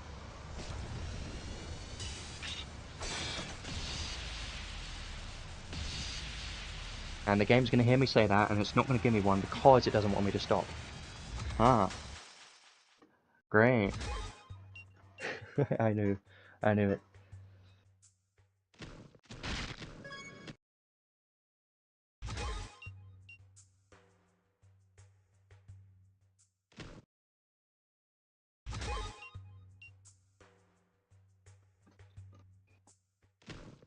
Yeah, this collab started today, so it's quite exciting for anyone who hasn't been around for this collab before, because this collab is very nice. Full honey elixir and stuff like that, it's very nice. I'm gonna try and get another red, and if not, then at least one more ticket, and then I'll probably stop there.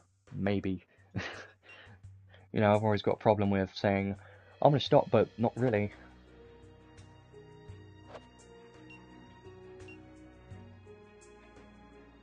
I would like more of those, I would like the unit, yeah, actually, if I get the unit, I would be more excited about the unit than the arc. I don't really want the other arc. I want more of the units now, but can't complain. Hey, I'm gonna be stopping these summons very soon. I'm just doing a couple more singles to try and get maybe some... Nope.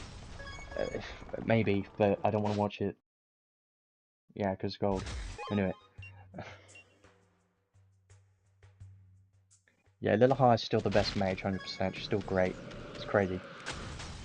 Because she's a goddess, she's like Log Zeus tier. If you don't remember, if you haven't been around that long, Log Zeus, when he came out, used to be the best unit in the game. It was crazy. And Lilahar is the same, but a bit more crazy because she's a mage, you know.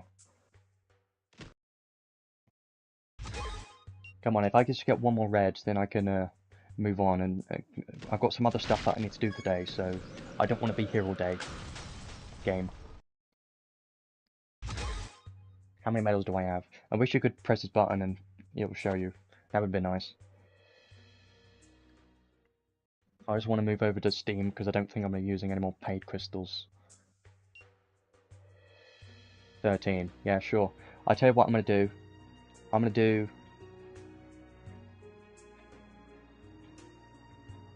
to do 2 more singles to get this one ticket, and then I'm going to stop.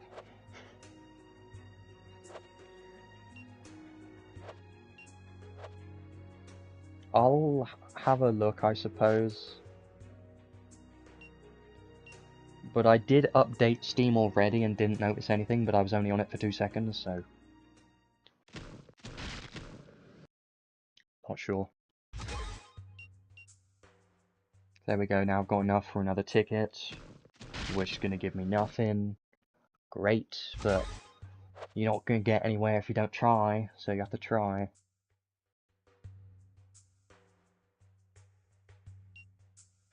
Hey.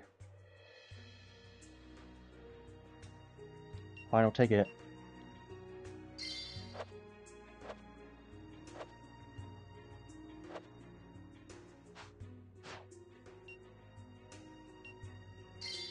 Obviously not going to be anything in this ticket, it's just a single ticket, which you can expect.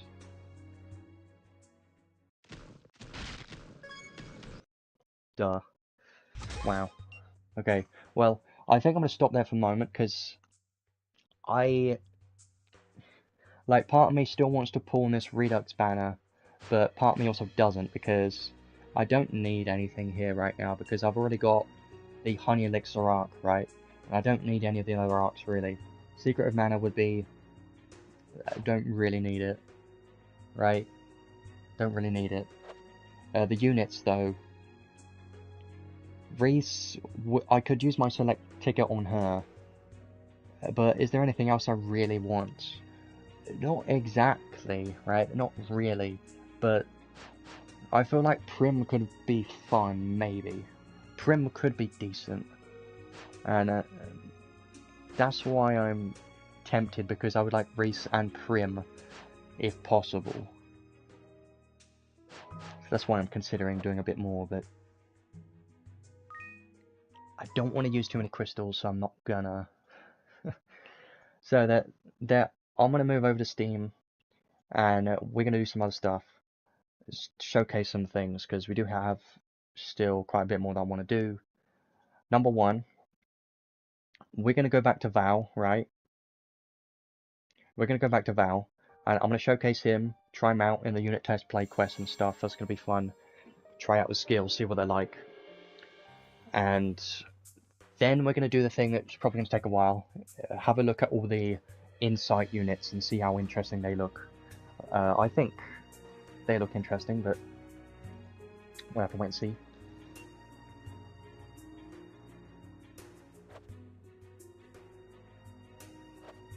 So, insight, we have a hell of a lot of units here. I'm going to go through every single one of these.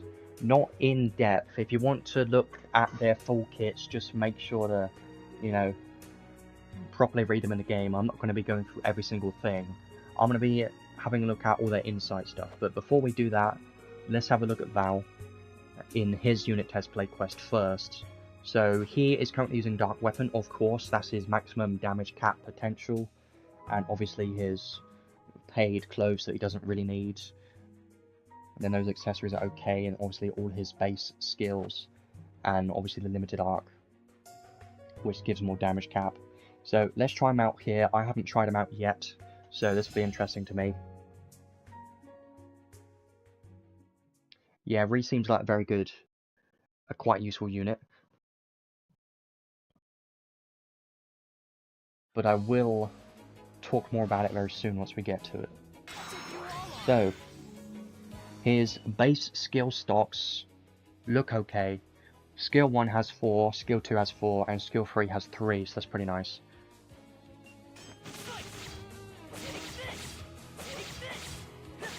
So his Skill 1, first of all, I think his Skill 1 could be pretty good.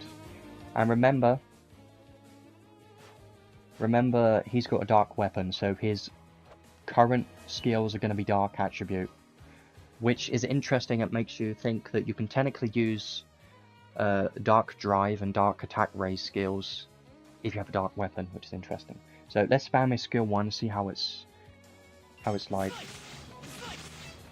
Yeah, that's the one thing I was worried about with this skill. There's a bit of delay, and that's what I was kind of expecting when I saw the animation of this Skill 1, is there's a delay between the next time he uses it.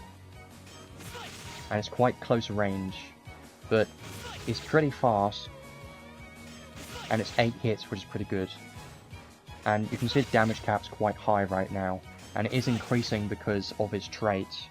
His trait, he's got a lot of strength, by the way. His trait increases his damage and damage cap every time that he hits a weakness, this one. So he is going to gradually get more damage cap, and this damage cap's pretty good. It's pretty crazy seeing this damage cap, honestly.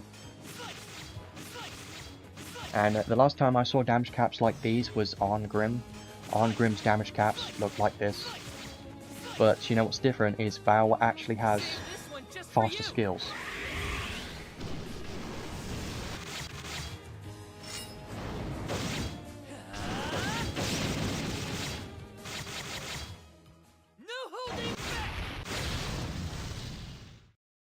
So the special will give him a buff for more damage and damage cap, and the strength 50% buff, so I think I should probably try using that first. I don't think it really matters though. I do want to do a couple more tests, try out his other skills as well. I want to see how spammable his other skills are, but I don't think they're going to be anything crazy.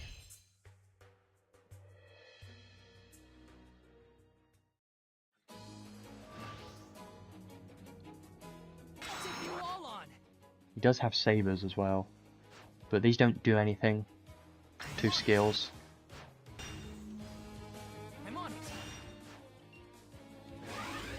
You can only have one active at a time, you see.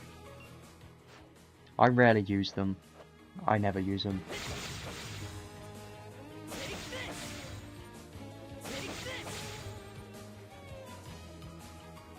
Could be nice on Luke, maybe, but yeah. The only thing I don't like about this skill is the delay. Okay, let's try the skill 2 next. So skill 2, I'm just testing the ranges and stuff on these. This can be used anywhere.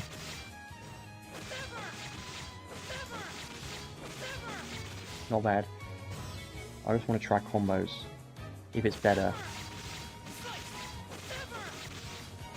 Not really.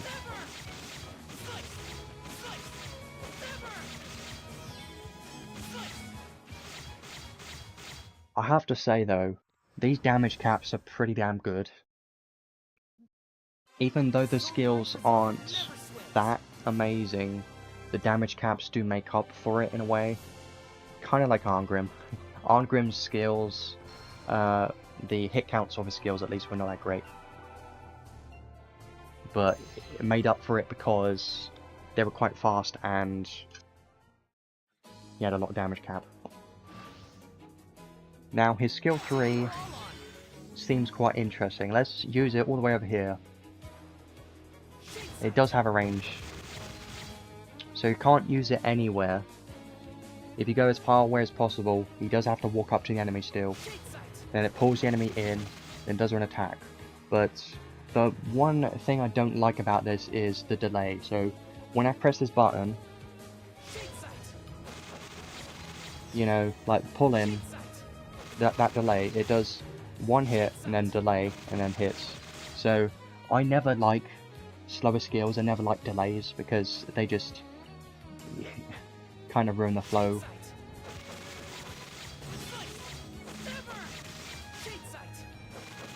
I thought it would have been funny if he lost his combo just from waiting from his skill 3, but he doesn't, so that's good.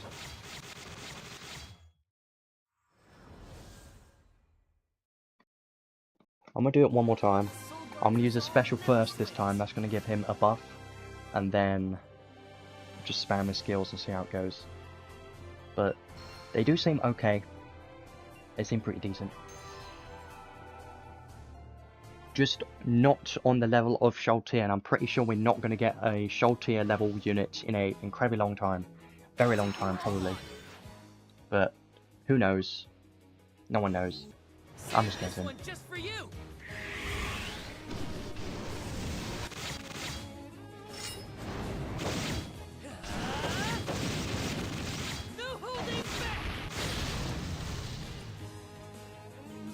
So now that gives him more strength, because it gives him the strength buff, and it boosts physical damage, dealt, and damage cap. Obviously it's going to look lower, because he still needs to reach the damage caps from his trait 1 to get even higher, right? His trait 1, 30,000 damage cap from that. Still needs to land more hits for that.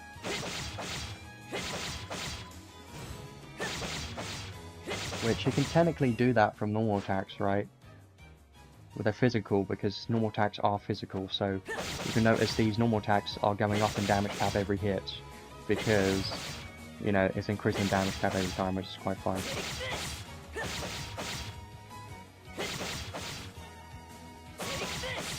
Cool. Now we're seeing some good numbers. The damage cap's still going up, by the way. 290,000. Can we reach 300? I don't think so.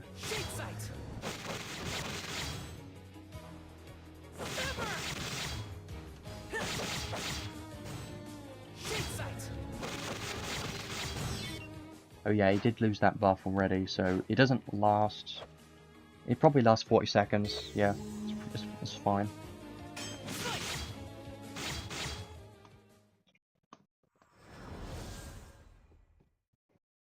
So his skill 1 is like skills we've seen before, right? Like Jian's skill 3, Arngrim's skill 2, I think. It's kind of like those, it's just a wide slice, you know, in a wide area. The only negative thing is you can't really spam it that well.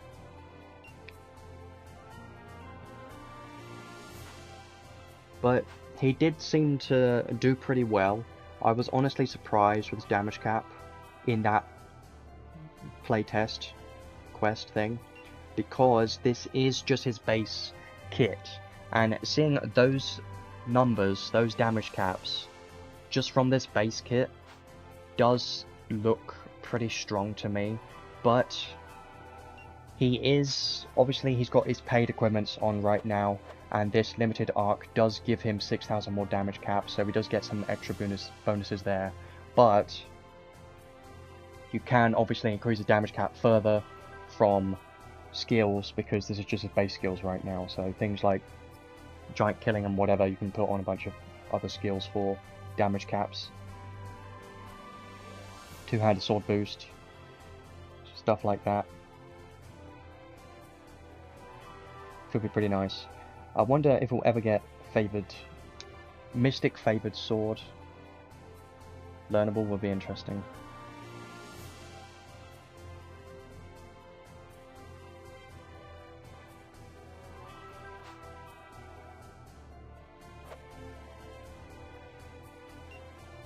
Yeah, I think I'll leave my showcase for Val there for the moment. He looks good, right? Well, between him and Arngrim, here's the thing. Arngrim has quite fast skills, so I don't think Val's gonna be any better. And they can both be dark, so it is kind of a interesting. Also, Arngrim has had a lot more damage cap against dragons, so Arngrim against dragons 100% could be better. And Val's skills, yeah, Val's skills don't look very fast, so I don't think Val's going to have that good of a DPS as Arngrim, because Arngrim's skills are quite fast, so if you only care about highest DPS, I don't think you need Val. His damage caps look pretty good, and he can do some good damage, but I don't think he's the type of unit that you need. And if you just want a unit that you can just shove a build on and not worry about, he's not going to be that type of unit, because he does require more maintenance, you know? Because you've got to change his build based on what content you're going into. And what I like doing, and what most people probably like doing, is just being lazy and making one build and keeping that build and not changing it, because I understand that you just want to have a build that you can use anywhere. It's a lot easier to do that, but Val, you can't do that, because you have to have a specific weapon attribute, and unless you just want to picture him as only a dark damage dealer or something. Yeah, Sholti is still the best damage dealer in the game currently, but we'll see how long that lasts. I think here's what I think they're gonna do. I think Sholti is still gonna be on the top, the #1 best DPS in the game for a long time. But what I think they're gonna do is they're probably gonna start releasing more DPS on Sholti's level or very close to it. I think that's what they're gonna probably do quite soon or around now. Because I don't think they're going to power creep Sholti, I just think they're going to release more units that are similar in power to Sholti, or a tiny bit lower, because that will get people a bit more tempted to pull for that unit, because Sholti is only light, right? So if they start making basically a Sholti but for a different element or something like that, then Sholti level, then that's probably what they're going to do, I think, for future DPS units. But currently Val doesn't seem like that. He's not going to be that high for DPS, at least so far, that's what I think. So let's go over to the insight units now. This is what I'm more excited about. I know these insights don't seem super crazy, but I'm still looking forward to having a look at their kits and everything properly, because I haven't done that yet. Yes, I've seen the images and stuff of them, but I haven't tried them out myself. So I'm going to go through every single one in order that they're shown here. And I do want to show their kits and stuff, but I'm not going to show their traits and every single thing, because otherwise I'll be here all day going over every single thing for every single unit. So this will be a bit quicker, but let's start it off with Duran, because he is the free unit that you get, and they kind of want you to build him with insight, because let me just show you this for a moment. If you go into the event and you go into the missions, you've got these skills these missions right here. Learn a Duran's insight skills, you get crystals from it, so if you want these crystals, you have to learn Duran's insight skills, and I'll be honest, I wasn't going to do this if these missions were not here, but because these missions are here for crystals, I'm going to do it, because I want these 1000 crystals, you know, and it's probably worth spending your materials just to get these crystals. That's the only reason I'm going to do it, but I don't even have any clue what Duran does, because he's a free unit, so he's not going to be that great. This weapon is a free weapon that you get from the event things, missions, whatever. Physical damage, damage cap, more damage cap bosses, restore 1 SCT stock for 1 skill. So I just want to quickly go over the insight skills, and then just quickly have a look at his normal skills, and then we'll see how he is in battle. So the boost curse resistance and illness resistance, don't really care too much about it. Dark resistance, earth resistance, fire resistance, don't really care too much about that, because he is a damage dealer, so you're looking more for stuff that increases damage. Most of these units are damage dealers. Like, pretty much all of these are damage dealers, right? Some of them are more supports, like Riesz and Primm are kind of more supports, but they can also do damage as well, so they're all damage dealers. Skills 2 stock, quite useful. Take less physical damage, don't really care. I think that's 100,000 damage cap. Yeah, it's a lot of damage cap, but is it even enough by itself? No, it's not enough. Special damage cap, special damage 200% is a lot, but I don't think it's really going to change anything. More skill damage cap. When you have one weapon, it's 30,000 instead. Just boost skill damage. You know, these are all great stuff, right? But is this enough to boost this unit who is very old? No, it's not. As the simple answer is not. And he's free. Everyone gets him for free, so let's just try him out. I know it's going to be bad, but I at least want to have a look at his skills and what they look like, because I don't think I've ever used him properly, because he's just a free unit. He does have nil to everything apart from poison, which is nice.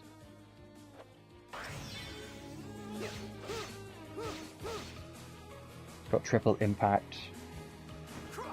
Obviously he's not going to hit damage cap, and his skill 1 is still trash.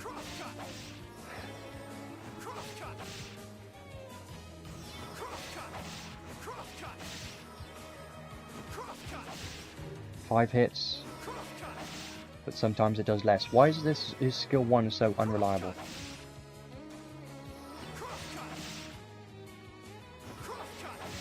That did 4 hits. Or is it just the extra hits? Might be.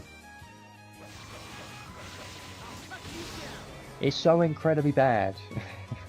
Like, I know this spin slash looks good, right? But I fell asleep watching that because of how slow it is.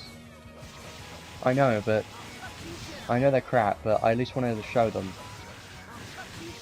And I still got disappointed with this.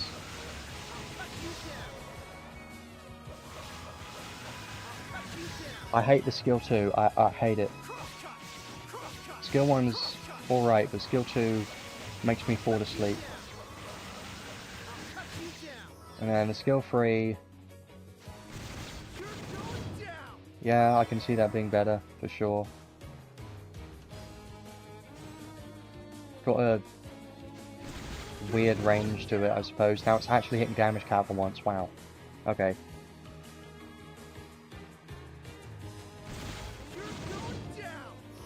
So you're telling me his skill 3 hits damage cap, while his skill 1 does hardly any of that, and his skill 2 hardly does any of that too. Could you tell me why?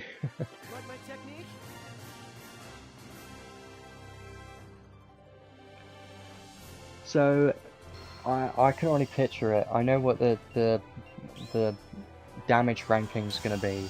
It's gonna be spamming Duran's skill 3 constantly while your other units are spamming Honey Elixir or whatever. Winner's apple pie on him, probably. Skill 1, a combo attack. Skill 2, combo attack. Skill 3, fire. That's why. That's why. That's exactly why. Want to know why? This is fire. These two are non-attributes, so they're trash. They do no damage. But the skill 3 being fire actually increases. Actually, that's why. Because I don't like his kit. I'll be honest. I don't like him. I know he's free, but I still have to say I don't like it because he's got fire attack raise 1, fire attack raise 2, fire enhance, but only non-attribute attack raise 1. So yes, his non-attribute skills are not going to hit very hard. His skill 3 can do more damage because the boss has 500 fire weakness, right? So let's do this one more time, and then I'll move on to the next unit because I don't want to be here all day. I mean, I would love to, but I'm sure you don't want to waste your time watching this all day. So these are both, skill 1 and skill 2 are both non-attribute, right? So that's why they're trash. Let's actually use his special this time.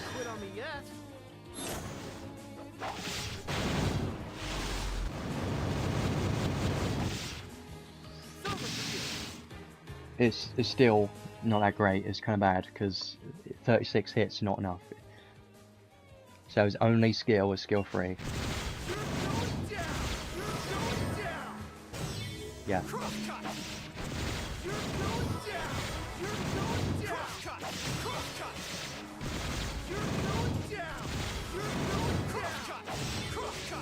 This is how I would use him.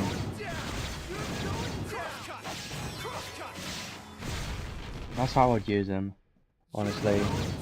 Just spam his skill 3 when it's available, and then when you don't have a skill 3, just spam skill 1. Or just die, because it's that bad. But yeah, you know, I think it's okay. Like, it's at least a bit better than I thought it was going to be. Considering he's reaching 220,000 damage cap, it's alright. Like, I know it's nothing crazy and it's free and it's terrible, but it's alright. Like, you can get him to work, that's the thing.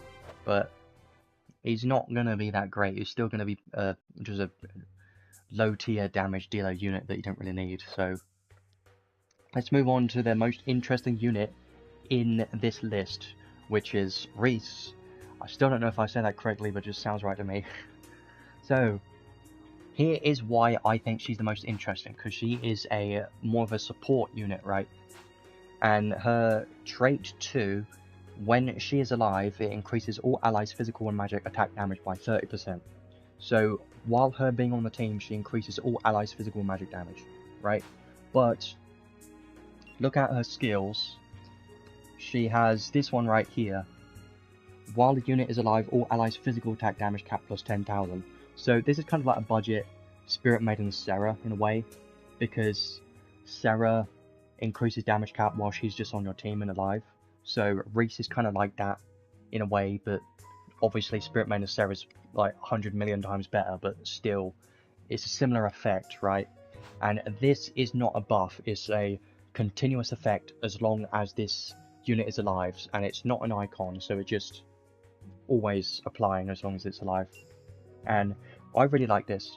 So when she's in your team, she's going to give everyone 30% physical and magic damage, but she's also going to give 10,000 physical damage cap just by being in the team. And if you pair that with Spirit Maiden Sarah, now you're increasing everyone's damage cap, physical damage cap by like 30,000. So now you're reaching pretty crazy numbers. And even if you're not using Spirit Maiden Sarah, or if you don't have her, just having plus 10,000 physical damage cap on your team to boost your entire team just seems pretty damn useful. So that alone just makes her pretty useful.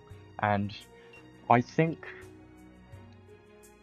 this alone probably makes it worth building her for Insight, just to get that one skill to boost physical damage cap by 10,000, because it just seems quite useful. And I do think she's going to be useful just for this, just to be a support. I think it's going to be nice. Now the rest of them I don't think are that useful. It's just this one's the main one.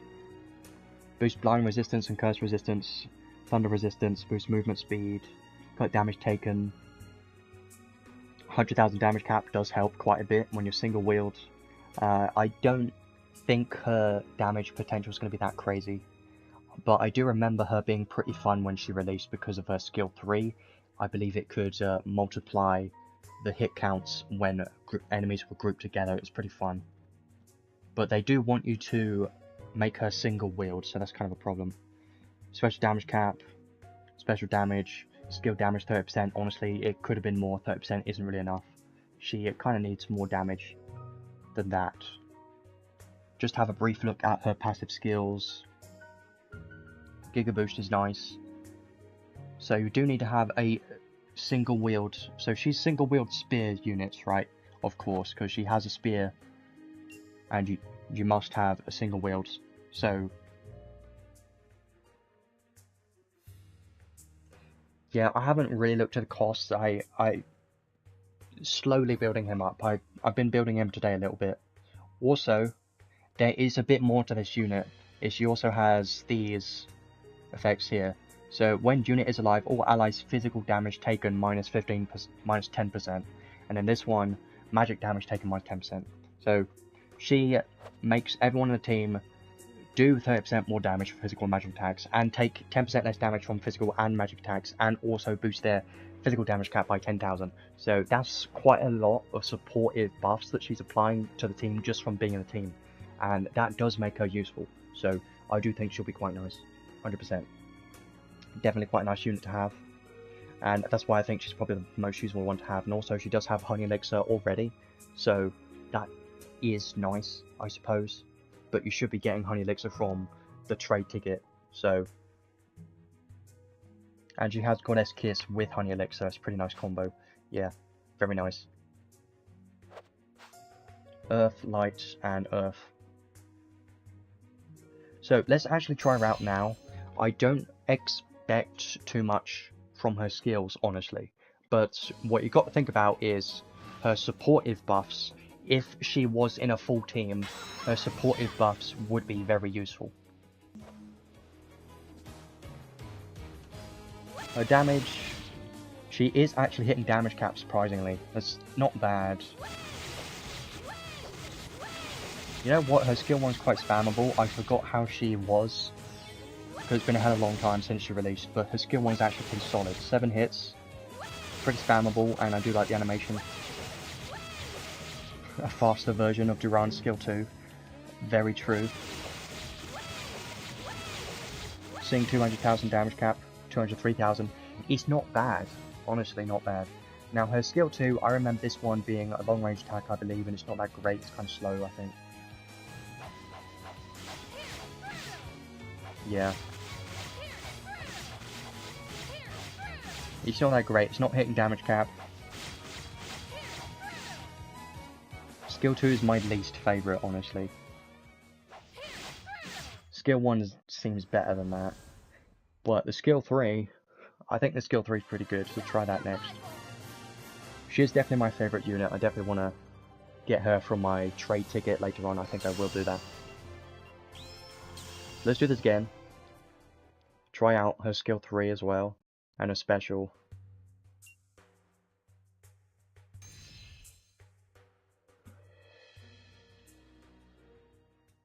Could have had higher damage caps, but it's alright, I suppose.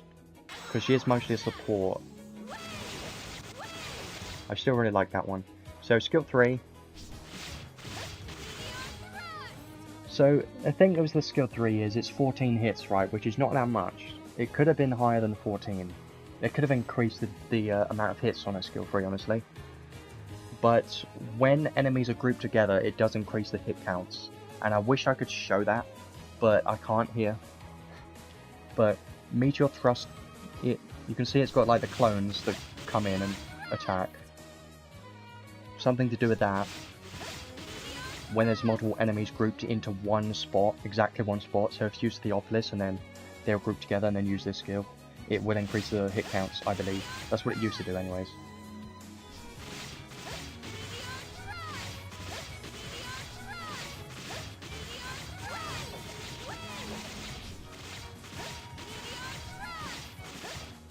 It's not bad. Like, let's just do it one more time, use a special, and then we'll leave it there. But her damage, nothing crazy. Yes, it can be usable, but I think her physical damage might not be that good. like her damage modifiers, so she might need a lot of help with her damage modifiers. And it's weird because she has 2 earth skills, right, and then her skill 2 is light, so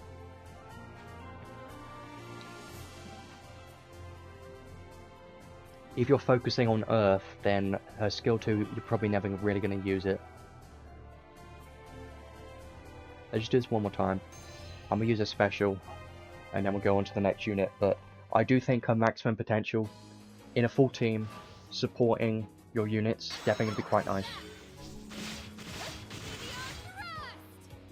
The wind strengthens me.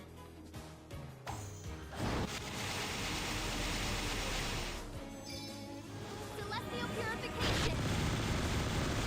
Yeah, that's not very good. The damage cap's quite low, and it's not that many hit counts, so it's not that great. Let's just finish this guy off.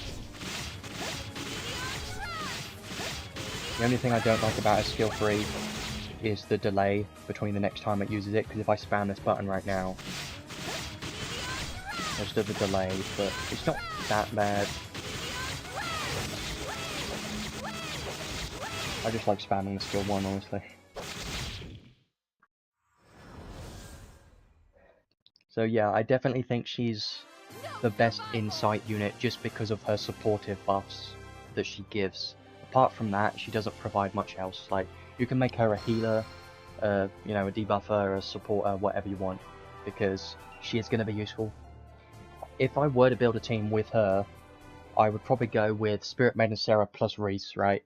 And then another physical damage dealer, maybe, would be pretty fun.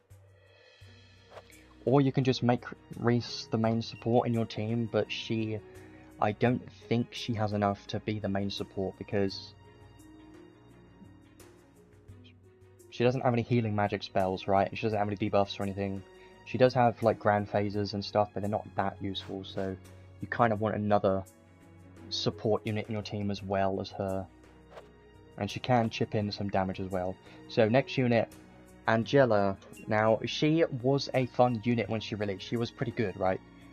She was decent. She was nothing crazy. She did get power crept before she even released. Like, Maja over, you know, Maja was better than Angela, and Angela released after Maja. So, it was a very long time ago, but I remember it.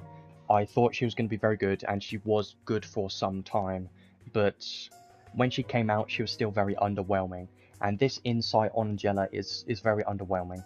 It could have been a lot better, I'll be honest.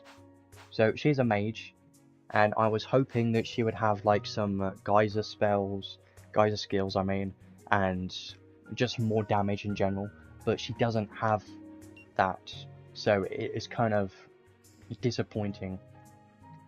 She does have some fun spells. I do think she's a fun unit because all these are collab limited spells. They're very fun. So I was hoping this unit would have had a lot more added to it. She only has Dragon Geyser. I was hoping she would have gotten like Divinity Geyser. Would have been very nice. Or Human Geyser, stuff like that would have been very good. And now her Insight skills, they're honestly not that good. Dark Resistance, take less damage. 20,000 non-stacking magic damage cap. And mana magic damage cap 60,000.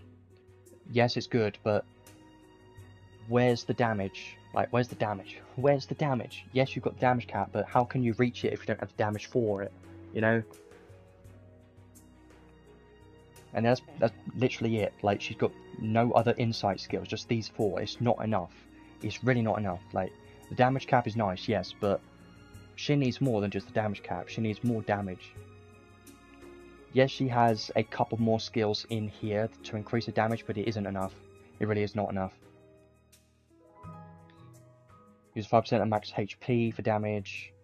Damage cap. I'm just reminding myself how she worked exactly. I believe her spells cost a hell of a lot, if I remember. Yeah, here's the funny thing. She got critical Neo skills, but these are super unnecessary because they could have been combined into one skill. Right, fire critical Neo, fire magic attacks have a chance of doing critical damage, and fire damage cap 2000. These are not that great, right? These were added, some of these were added in Insight, and they're not that great. Moonlight 2 was added, but yes, it's nice, but it's just not enough, you know? Like, I'm not seeing enough damage here. I'm seeing the damage cap, which is okay, just not enough damage.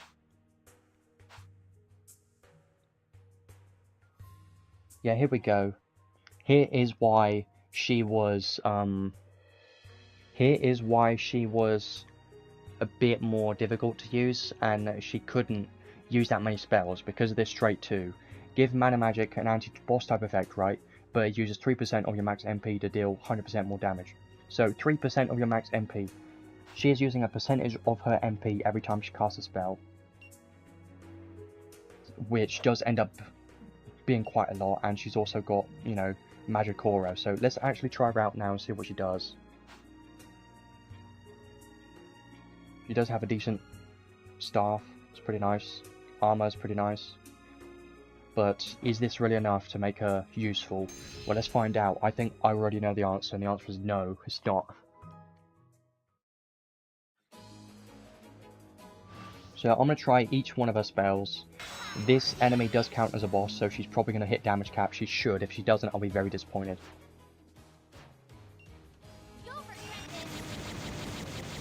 Yeah, the damage cap's terrible.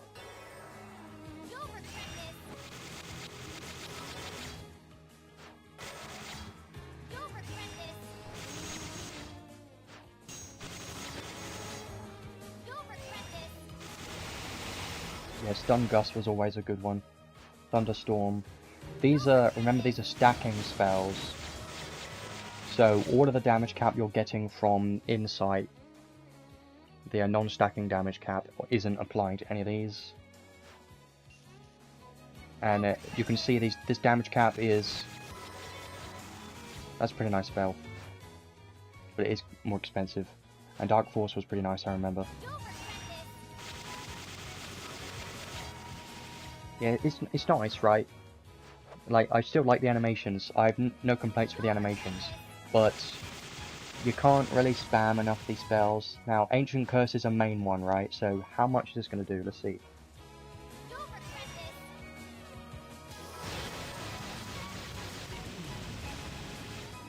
Yeah, just not enough, right? Like, just remember, Lilahar exists, right? Just remember that, Lilahar exists.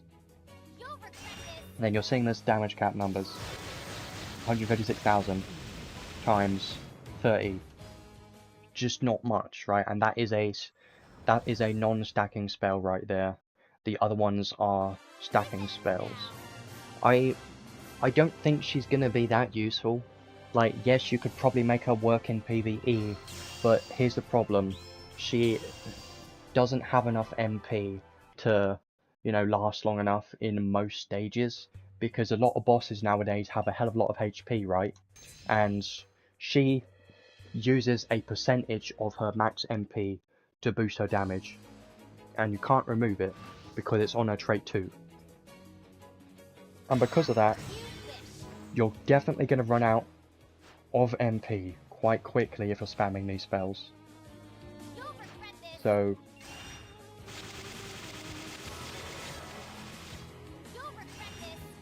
I don't think it's that great. Here's the thing as well, she is built, her kit is more aimed towards PvE, right? PvE unit, so you're picturing this against bosses. I don't think this against bosses is enough. I really don't. 133,000 times 25, and it costs quite a bit, plus 3% more, and she's going to run out of MP. I don't think it's enough. I don't think she's worth inciting, honestly. I'll just finish this off, and then we'll go over to the next unit. But I'm not that excited about this unit. I don't think she's going to be used at all.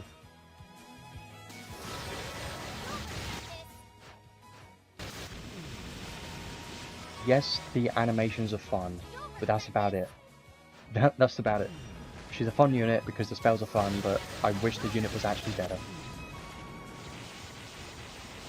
Maybe I'm hoping the next unit is actually a good mage, because if so, it could be very fun. But if they keep treating mages like this, we're not going to get anywhere, are we? No. because collab mages are rarely strong. We rarely get a very strong collab mage. It's like they're scared of making a strong collab mage, because the last time we had a very good one was Amelia, and she is still useful today because she's so good in arena and guild battles, and because of that they're too scared to release a new mage, a collab mage that's very strong. So let's go over to Randi next. So if you remember, or if you don't, Randi was the best damage dealer in the game when it released, and this was around the time the game was very new. So the first year of the game, this was the first collab in this game ever, and Randi was the best damage dealer in the game for a long time. I believe it was a solid 6 months or so. He was the top damage dealer in the game, and the reason being, his skill 1 was very good. He hits quite hard, and he was a non-attribute damage dealer, right?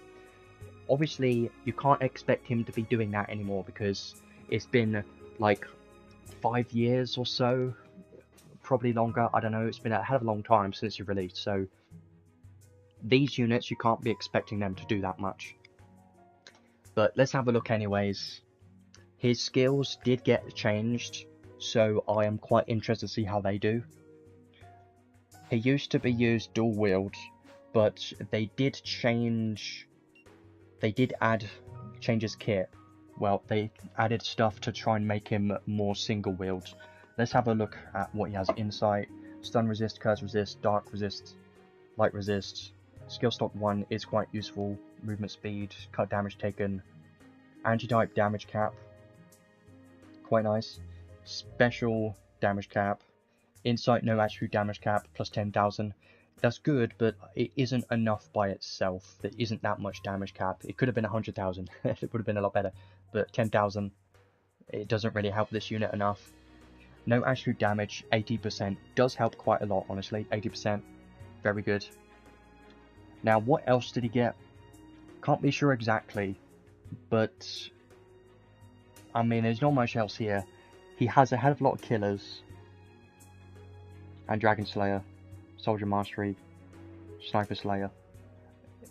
I mean,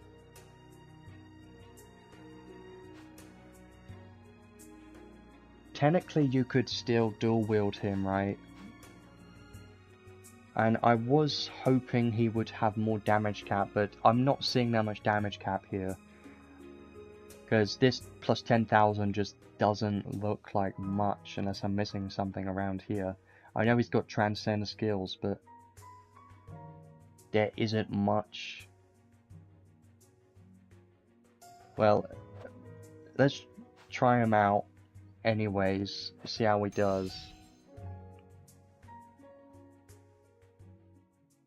But I think his damage cap's gonna be quite low, and that's the one thing I'm worried about.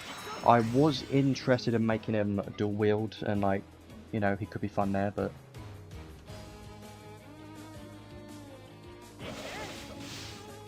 his skill 1 was always a very good skill, because it could hit, it had a good range to it.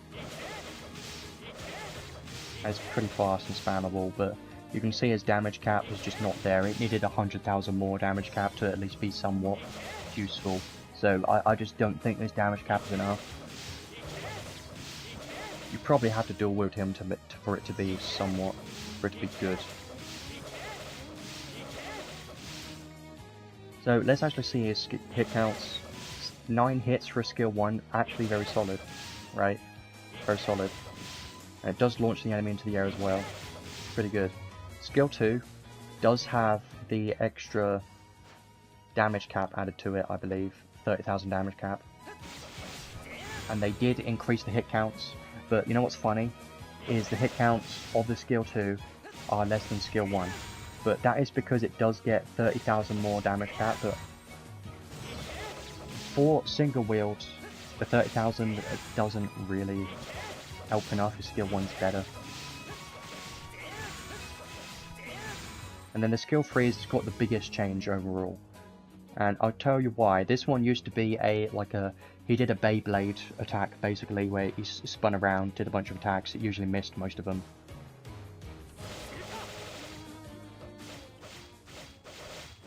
But now it's actually a targeted attack, so it does it around that unit.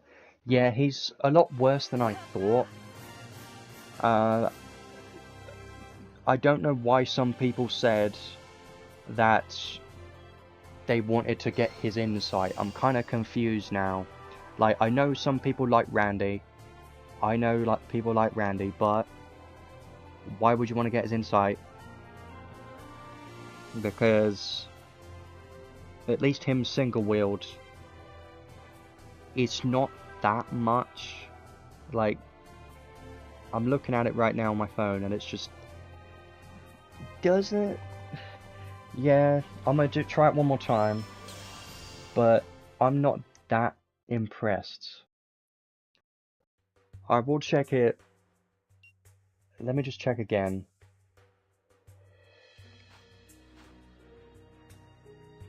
He does have some decent damage, I suppose.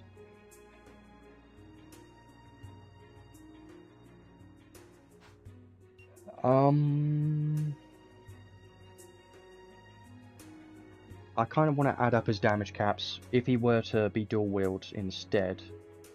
I kind of want to do that quickly, just so I can get an idea of exactly if that's going to be any good compared to single wield, because maybe single wield is just not viable. Damage doubles during break. How?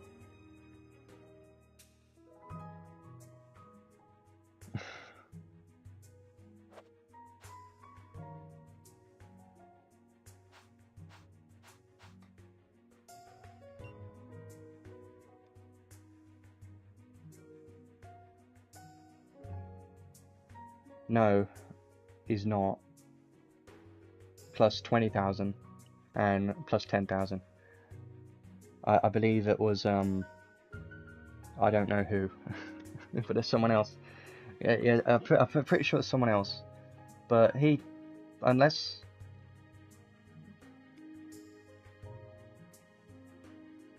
no, it's not here. It's not him then.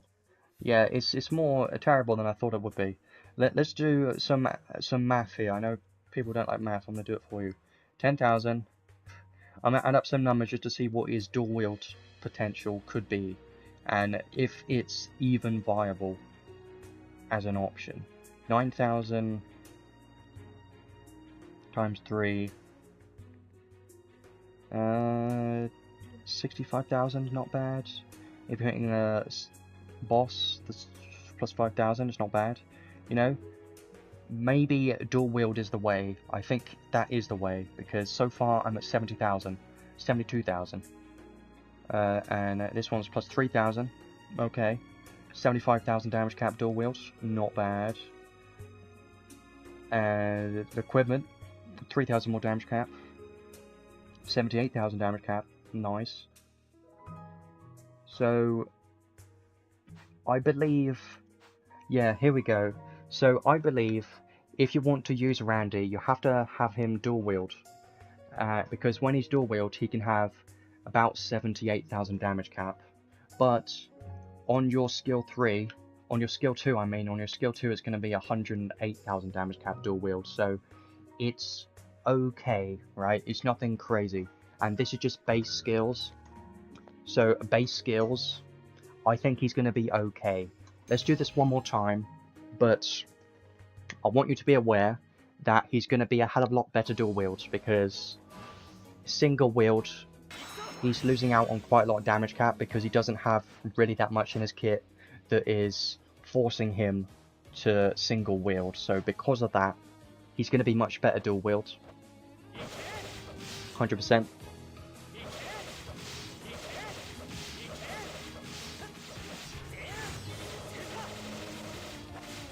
His skill 3 is definitely a hell of a lot better than it used to be, 100%. I like that a lot more. And his special is just fun, it's not that great, it's just a dab at the end, it's fun.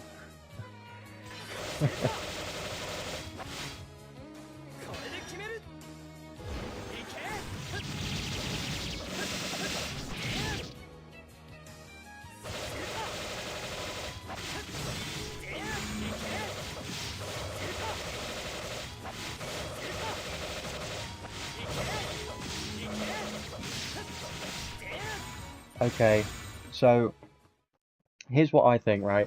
I think his skills are solid. They definitely got a good improvement to his skills. So his skills are pretty good. But the reason why he's not... At least he's not... The reason why he's not doing that great in this unit test play quest is because they built him single wield. And he does do better dual wields. If you can reach his damage caps dual wield, he is going to be better dual wield 100%. And his skill 2 does become quite decent when dual wielding because of that plus 30,000 extra damage cap.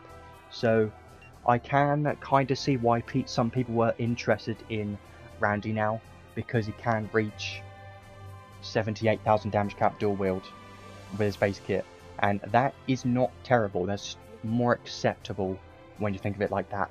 But when you see these single wield numbers, yes, it's bad, but don't use them single wield. Definitely recommend to equip dual wield on him, and he's probably going to need a lot of damage help because he's a non-attribute damage dealer, and I don't think he has that much damage in his kit. He has some, but he's definitely going to need a lot of skills taught on him to boost his damage. And you can also increase his damage cap further from learnable skills and equipment, of course, and arks, so he could be okay as a damage dealer. If you think he's fun, get his insight if you really want to, but some people were interested. I'm not going to be that interested, honestly. Now, Primm, I'm more interested in Primm. Reason being, if you remember, you probably don't remember, but 3 years ago, when Angela and Riesz released, they buffed Primm and Randi and Popoi, right? And Primm actually became the best unit out of these three because of the buffs that she got 3 years ago. She's not that great nowadays, but she used to be better than Randi because of the buffs that she got. She got more buffs than Randi. She had a hell of a lot of good buffs. So that's why I think she has some more potential. And she has some nice supportive capabilities, so I think she could be decent. Her skills are quite nice because her skill 1 plus 10,000 damage cap, skill 3 plus 30,000 damage cap. These two are very nice because of the extra damage caps, and she's dual wield, and she's non-attribute. These two skills are very nice. Skill 2, probably not going to use it because it doesn't have any extra damage cap like skill 1 and skill 3. Skill 3 seems pretty nice, and skill 1. So I know I'm going to be disappointed, but I've seen it. I think I saw it in the stream where her damage was quite low because she couldn't even hit damage cap, but I think if you build her fully, there's still some potential, I suppose. Like, I think she could be okay. You have to have a look at her kit, and it looks decent, I'll be honest. She has a hell of a lot of magic spells. Maybe that's why she doesn't hit super hard. God Heal, Honey Elixir, Cure All, Raise, Revive. I have no idea why you would even want that. Or that, because she's not a mage, she's a physical damage dealer. Damage cut by minus 35% for allies. I wonder if this is a unique damage icon. It's probably not. It's probably the same as Spirit Maiden Sarah's buff, isn't it? It's most likely the case. Mega Vitality Phaser. See, look, she could be a support, right? I'm not Copium right now. I'm saying Flame Wall 2, Ice Wall 2, Stone Wall 2, Thunder Wall 2, Holy Wall 2, Shadow Wall 2. Like, these are good, right? Spirit Maiden Sarah doesn't have these walls. I'm just saying, I'm just pointing it out, that technically these can be useful. Because they're not learnable skills. I know some units have them, but Spirit Maiden doesn't. Spirit Maiden Sarah does not have these, so I think she could Primm plus Spirit Maiden Sarah. I know she has a lot of magic, and I'm not a fan of seeing all of these. So this one's nice. Physical attack power plus 20% to a single ally. Quite nice. The phasers, the sabers, I don't really care. The walls are very nice. That's probably the main reason why I'm happy about this, because the walls are very good, quite useful. And mana magic's quite useful too. But here's probably where it gets bad, is how many passives she has. Not enough. Not enough passives. And that's probably why she doesn't hit very hard, right?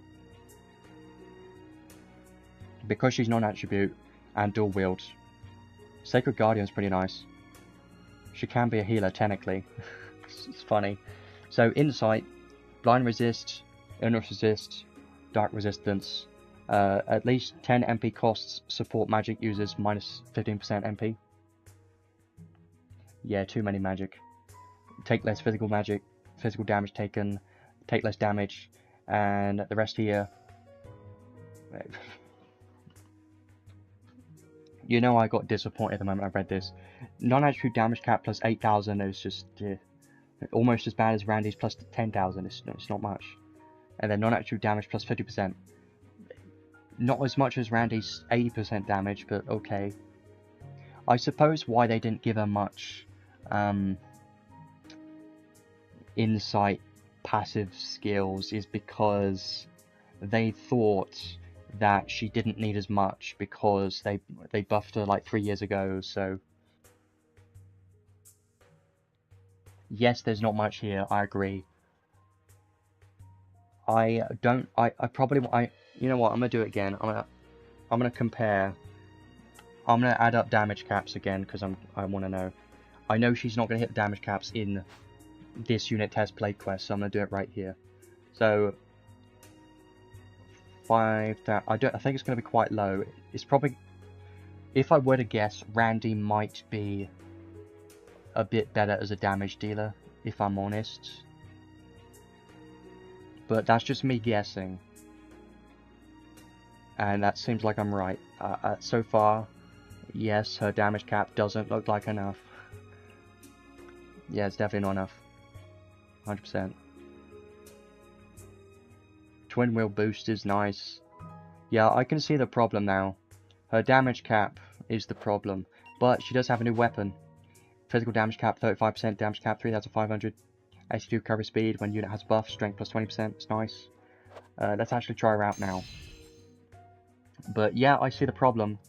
The problem is her damage cap with her passive skills is just not enough.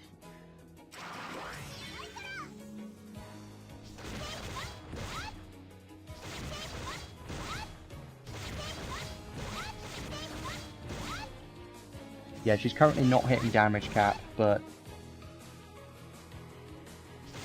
I expected that to be the case, honestly.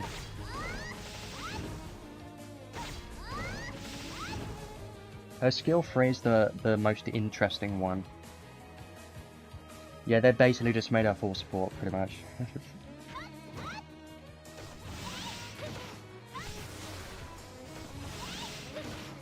Hang on a moment. You're telling me that a skill 3 is hitting less numbers than a skill 1. Her skill 1 has higher damage modifiers than her skill 3. You're telling me that? And you're also telling me skill 2,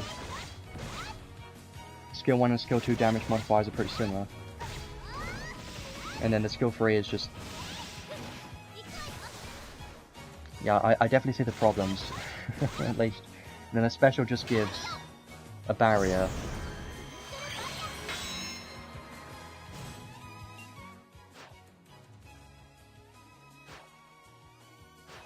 I tell you what, I'm gonna be Copium again.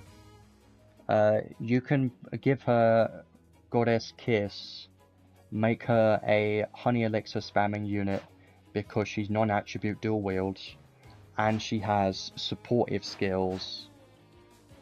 She could be decent with Goddess Kiss because, you know, she's a support damage dealer, non-attribute, so it could be nice. That's just kind of it, though.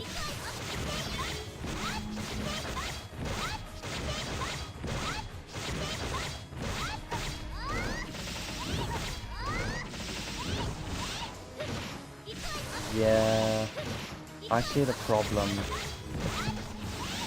The problem is the damage. Even Randy was hitting more than this, which makes me sad. But Primm can still be a support, but I think I get it, that why would you want to use Primm as support when you can just use better supports, you know, and even Riesz for extra damage would be better than this, you know. So I think she could have been done better, honestly. And we have better options, so I don't think she's gonna be that useful. Her as a damage dealer just doesn't look that great. Randi seems like the better damage dealer now, which is funny. Like, it used to be Primm was the better damage dealer than Randi, but now Randi's coming back. Not completely back, but Randi's at least better damage dealer than Primm so far. If Randi were to be dual wields, and if you built him dual wields, he would be better damage dealer than Primm, I think. Because Primm's damage cap, very low. It was like 47,000 normal damage cap, but it's not enough. Her damage and damage cap just not enough. And now here's the last insight unit, the main units that no one cares about, the unit no one's ever going to use ever in their entire life. Popoi.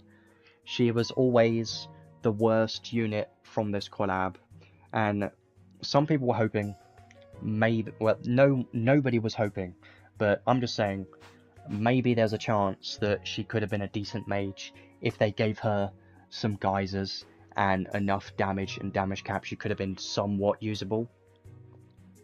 Didn't happen. Guess what they did? You'll find out.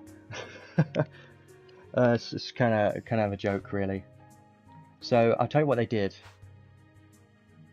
Let me show you what they did. First of all, insight. When a skill stock is 0, consume MP to use the skill. Are you getting it yet? Can you feel it, Mr. Krabs? You've got the hints. Skills. Silence resist. Thunder resist. Ice resist. Mana magic damage cap. 30,000. Okay. Special damage cap. Don't really care. Special damage. Don't really care. Skill damage cap. Oh, here we go. Here's the problem. Skill damage cap. Wow. On a mage. Wow. Skill damage on a mage. Wow. You see the problem? I don't like what they did with this unit, because they just said, you know what? I know this unit is a mage, but you know what we should do? Let's make her a physical damage dealer mage hybrid unit. How great that would be. No, it's garbage. Terrible. Awful. Because they could have just focused on the mage part of the unit, right? Because she wasn't even a physical damage dealer to begin with, so why bother with adding these skill damage caps and skill damage? Because she wasn't meant to be a damage dealer, right? She wasn't meant to be a physical damage dealer. She was meant to be a mage that did magic damage. But no, they decided no. This right here could have been plus 100% magic damage, but no, it's skill damage, because why not? Just make this mage a physical damage dealer just because we feel like it. It's terrible. All attribute damage cap plus 30,000. Yes, you could dual wield Popoi if you want, like, maybe. I didn't really think about it, but sure, if you want, you can try doing that. But it makes me disappointed. It really does. Because you see all of this stuff right here for magic damage and magic damage cap.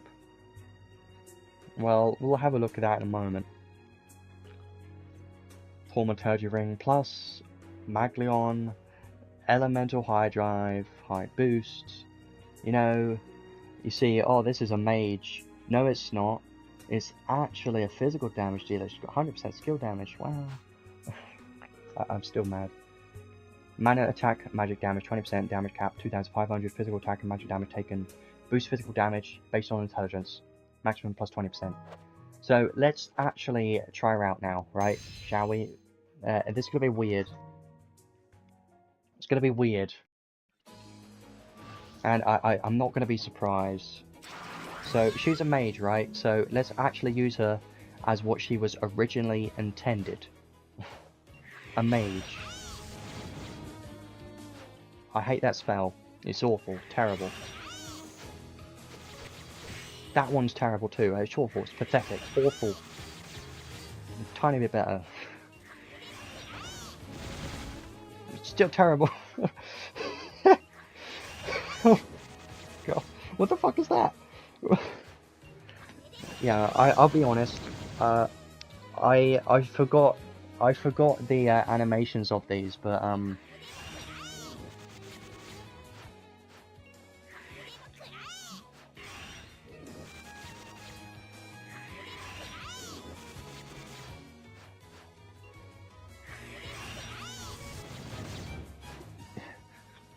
you know what makes me laugh is a fireball is literally just one of Eliza's skills.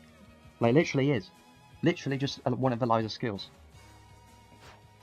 But I can't complain because they were already on this unit when she released ages ago, so I can't. Yeah, I see why they gave up now. All of these spells are garbage tier. Terrible, awful, terrible.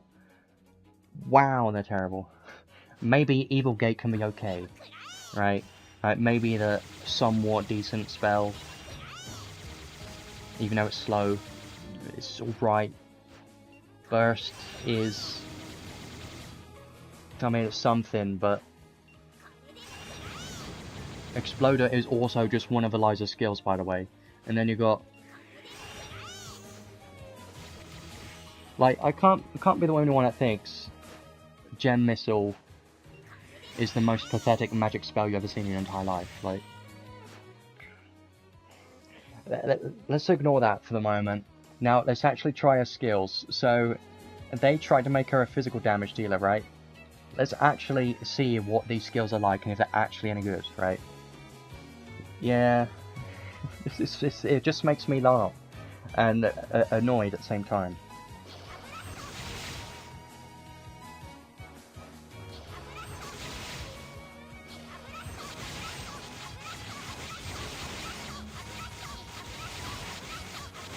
You know,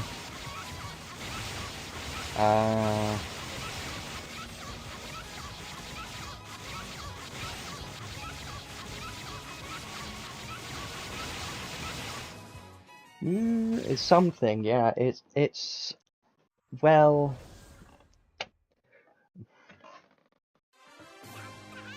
here's the thing that I was thinking of, right? I was spamming that, yeah. The first 3 mana units are literally year 1 units, I know, but they had a lot of buffs. I get that. The reason why I had to take a moment to think about that skill 1. That skill 1 actually pretty good. And it shocked me really, because I didn't think it would actually be good. I thought it was going to be like, oh, this is just terrible spells, but no. Yeah, Mel's are one of the strongest tanks. It's funny, they can do that. They can easily make old units top tier meta units. Let me just see what would her damage cap be if she were to dual wield, because I'm quite interested in that now. And then we'll showcase her a bit more, try skill 2 and skill 3 and special and see how they are like, because they could be okay. Who knows? So, dual wield damage caps. Let's see it. So, that is always going to be 20,000, which is not bad. And then that 30,000 more damage cap. So now she's already got more damage cap than Primm. How lovely. It's hilarious. Wow. Wow. Yeah, that's so. I think, yeah, her damage cap's not that great dual wield. It's 60,000. It's not the best, right? Let's try this again. She definitely needs more damage cap, because her base damage cap seems like it's 60,000 on her skills.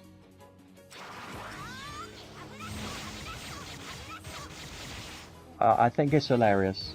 Her skill 1 is already better than her stupid spells. Like, it's actually really good skill. It's actually a very good skill. So I'm surprised that I actually like it, because I shouldn't be enjoying this. Skill 2. No. Bad. Terrible. Too slow. Yeah, skill 1's better than that. Garbage. I know I'm being harsh, but I have to. She's always been the terrible unit of this collab. So I'm treating it as such. Now, Lava Wave, impress me please. Please, Lava Wave, you have to be something amazing. Change this unit, just be like the fastest spell I've ever seen in my entire life, with a lot of hits. Not really, no. Definitely not.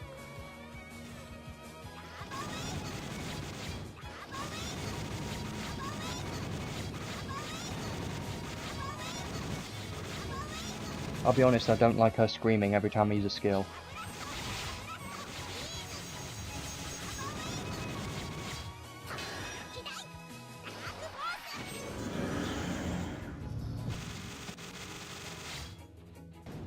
So,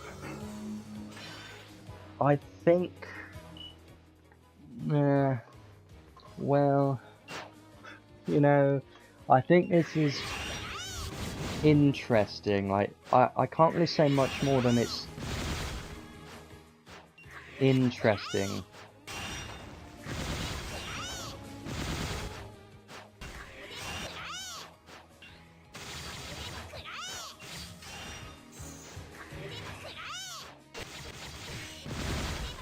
It's just funny, those spells being so terrible, and that just being... I'm gonna just poke you a little bit. Yeah, I think... You know what? I'm just thinking about it. She has some potential, and if Tweaks were playing right now, I think he would have some fun with this, honestly. Because if you make Popoi dual wield and increase her damage caps with units such as Spirit Maiden Serra and Ark skills, then she is going to start reaching some decent damage cap numbers on her skills. And if you can get her to reach those damage caps, then as the dual wield damage dealer, I think it could be pretty damn good. But that's the thing, is I can't complain about this because it's actually not bad, and I'm surprised that it's not bad, because I thought it was just going to be garbage, but it's not. Because if you build her correctly and boost her damage cap by a hell of a lot, then it can be viable. And that's the funny thing, is it can be viable, and I'm surprised at that, at least. Her as a mage, still terrible. Don't use her as a mage. I think they just turned her into a physical damage dealer now. I think that's all they did. They was like, you know what? Her as a mage, terrible. Let's chuck that idea out the window. We don't need Popoi as a mage anymore. She's trash as a mage. Let's just turn her into a physical damage dealer because we have no other choice. That's pretty much what they did, I feel like. Yes, she's not going to be that great, but you know what? I'm very interested right now to see what her DPS potential is on her skill 1 when fully enabled, because I feel like it could actually be pretty strong. If you build her dual wield and increase her damage caps by a lot, her skill 1, spamming that, could actually be quite good. Could actually be very good, but apart from that, I don't think she's that great. Like, yeah, she's still terrible. So I have showcased every single one of these units. Yeah, another 30k. Now you're reaching like 90,000 dual wields with all those buffs, not including arc skills as well, and that's only base damage cap, so it could be okay, right? It could be okay. And also, when I was talking about Randi reaching like 70,000 or whatever, you can increase that with Spirit Maiden Serra and Riesz, so he could reach like 100,000 dual wield, which could be nice. Yeah, no one has any idea what's coming for Anniversary. I say just worry about the collab currently, and worry about Anniversary when it comes around. It's going to be next month. You've got some time to save, but collabs are limited, so definitely recommend to get some stuff on this if you can. So, overall, I think these units are quite interesting. Like, I enjoyed that a lot. I thought that was fun. But how useful do I think these units are? Well, that is the question. I think Riesz is definitely the most useful unit because she can be a support and buff your entire team. So she's kind of like a mini version of Sarah. And because of that, I think she's going to be the most useful unit out of all these units.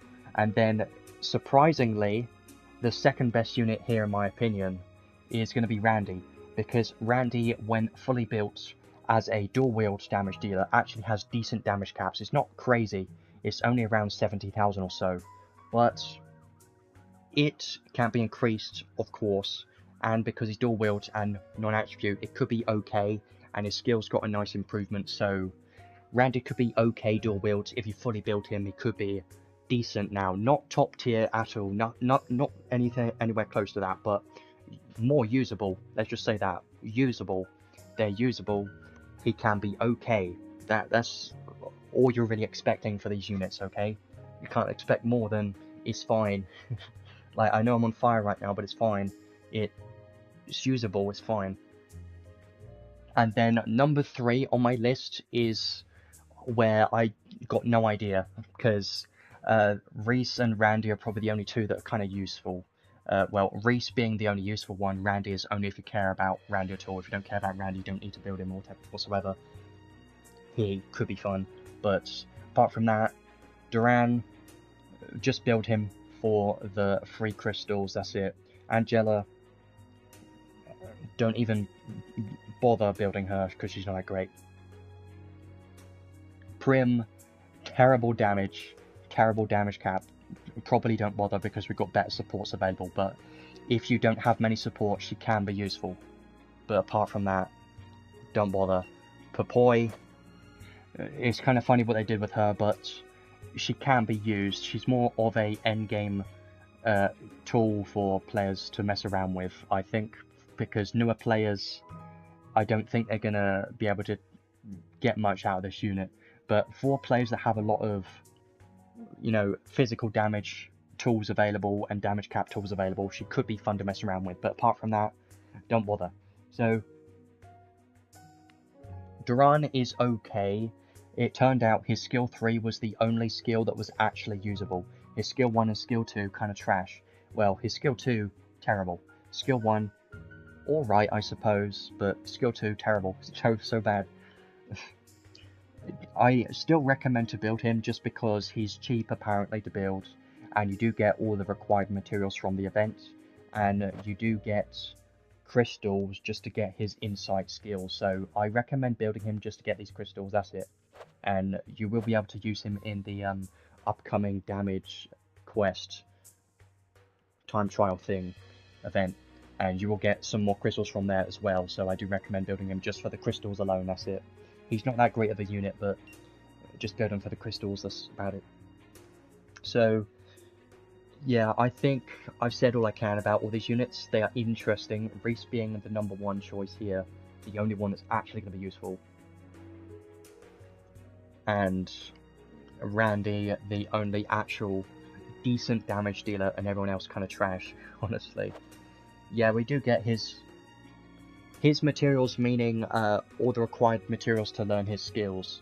Like in the Ether coin box, we get, you know, books and clusters and stuff that we need to build him, and we actually get Otherworld Inspiralis materials, which they want you to use these because these are time limited, and you can only use these on the collab insight units. So either use it on Duran or Randi or Riesz, and if you don't, then they're gonna disappear after this collab, so just try and use them.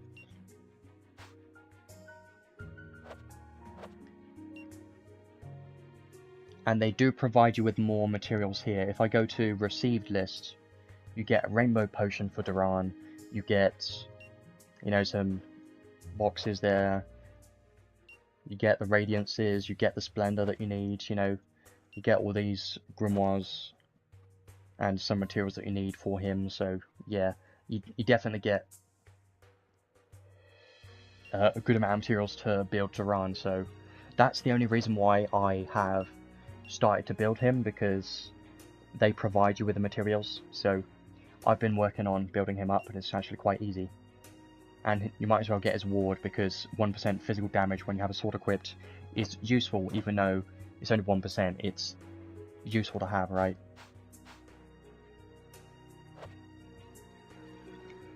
Right, I think that's everything I wanted to cover today.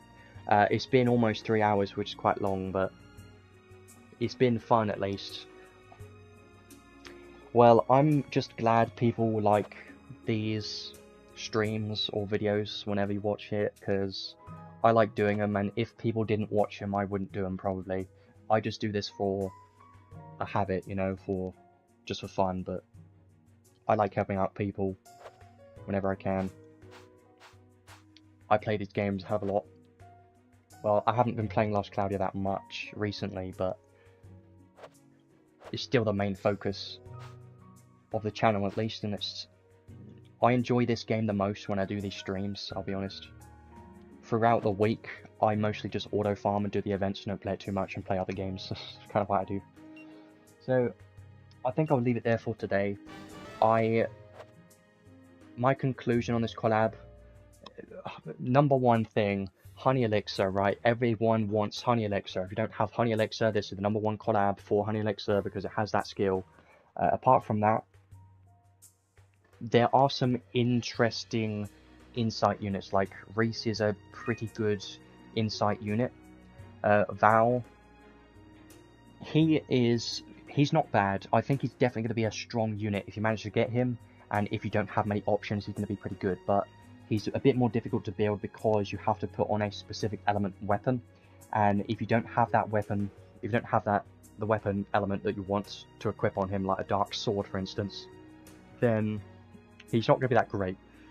It does say that he is a non-attribute damage dealer, right? Well, you can't really use him as a non-attribute damage dealer because you must have one of those elemental swords, either thunder, light, or dark, and if you don't, then he's not going to have any of these classes whatsoever, and it's going to miss out on a decent amount of damage, I think. So, technically, in theory, you could make him a single wield non-attribute damage dealer. I just don't think it's going to be very good. You're much better off having one of these elements, and dark being the number one best one, so I do think it could be pretty good. Nothing crazy though. He's definitely not a must pull, you don't need him, but if you do manage to get him, I think he's going to be a decent unit that you can use in a bit more stages than normal, because you can switch out his element for between those three elements, so he can be a bit more, you know, usable. And then this limited arc, I do like this one quite a bit. Elemental High Drive and Visions of Mana are two very, very nice skills. So I do think this is an okay banner. Like, there's nothing stupidly crazy in here. I thought that the last collabs were a bit more interesting. They had more useful things. I think when was it? It was the reruns. Let me have a look. Oh, the Overlord collab I thought was a bit better than this collab, honestly, so far. But that's just because Overlord was a completely new one, and the units, all of them were actually pretty good, apart from Irons. We don't talk about Irons. he's whatever. But Overlord was actually pretty great. But this one, the main point of this collab is probably the rerun stuff. So far, part 1 doesn't have anything stupidly crazy to it, right? But definitely the best thing in this collab, 100% the rerun stuff. Having Honey Elixir, Final Fantasy Adventure, make sure to get this 100%. If you don't have it yet, make sure to get this before the collab ends, because Honey Elixir is so incredibly broken, and it's a game-changing skill. Once you get it, it's gonna make everything so much better. Like, trust me, once you start taking advantage of it, it's gonna make the game feel so much better with SET. Making SET not a problem at all is so good, so highly recommend to get that. And there is going to be a part 2 next week, right? And we don't know what that unit is going to be. Well, we see her, right? Palomena, or whatever she's called. We see her, but we don't know her kit yet. So highly recommend to wait until next week, because she could be the better unit. She could have the better banner than part 1, so because of that, highly recommend to wait for that, and don't pull super hard on part 1 because part 2 may be better, we don't know yet. But if she is a mage, and if they do her correctly, she could be pretty strong potentially, but we're just gonna have to wait and see how she is when she releases next week. And I will definitely be here doing another stream next week on the Thursday, same day, streaming the units. It won't be as long as this stream because this stream I also had to talk about the insight units and the Redux stuff, which took a lot of time, but I think the next unit next week is still going to be quite interesting to see how she is. But yeah, I think that's everything regarding this collab.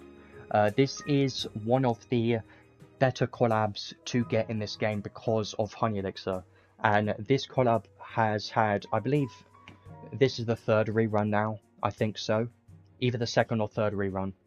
Probably the 3rd rerun that we've had. So this collab has had a good amount of reruns, but that is because this is the first collab that was ever released in this game. So it's a very old collab, and it's been 3 years and since we've had this rerun. So there's probably quite a lot of newer players or people that have joined the game over the past 2 years or so that have been really wanting Honey Elixir.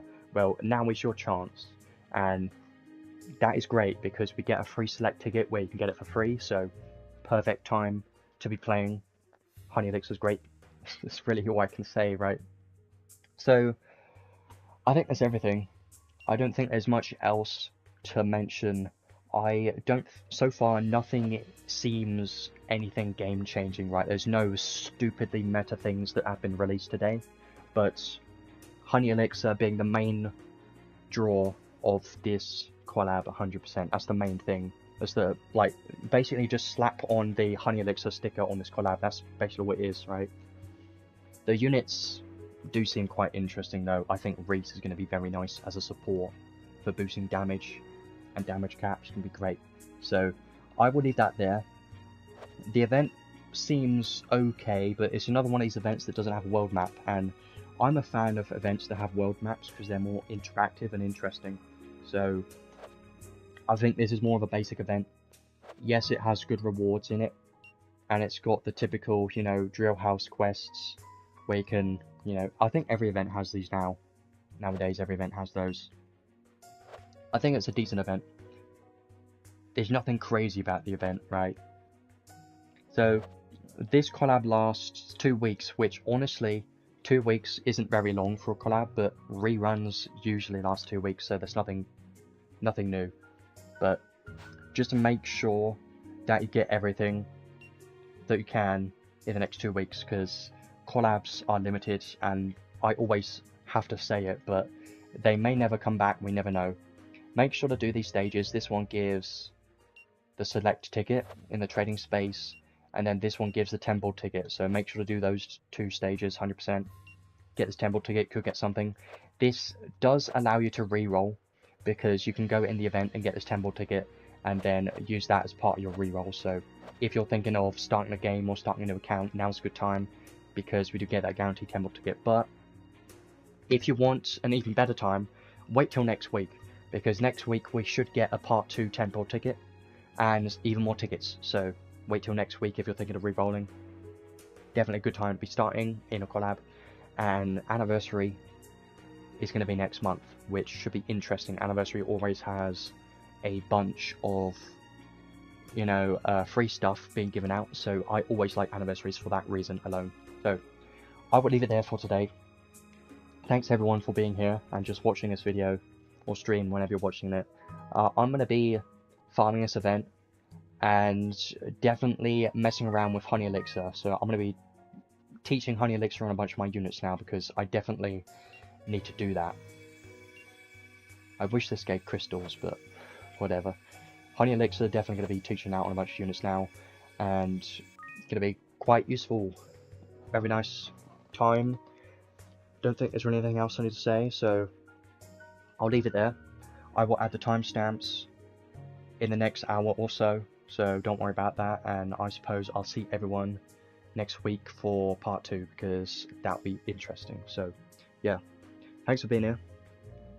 It's been about 3 hours. I'll see you in 2 weeks, hopefully. Everything should be fine. Hopefully you get some good luck with your tickets. Just remember not to waste all of your crystals, because we do get more tickets available later. That's always important. So I'll see you then in the next one. Next week, part 2. I'll be there.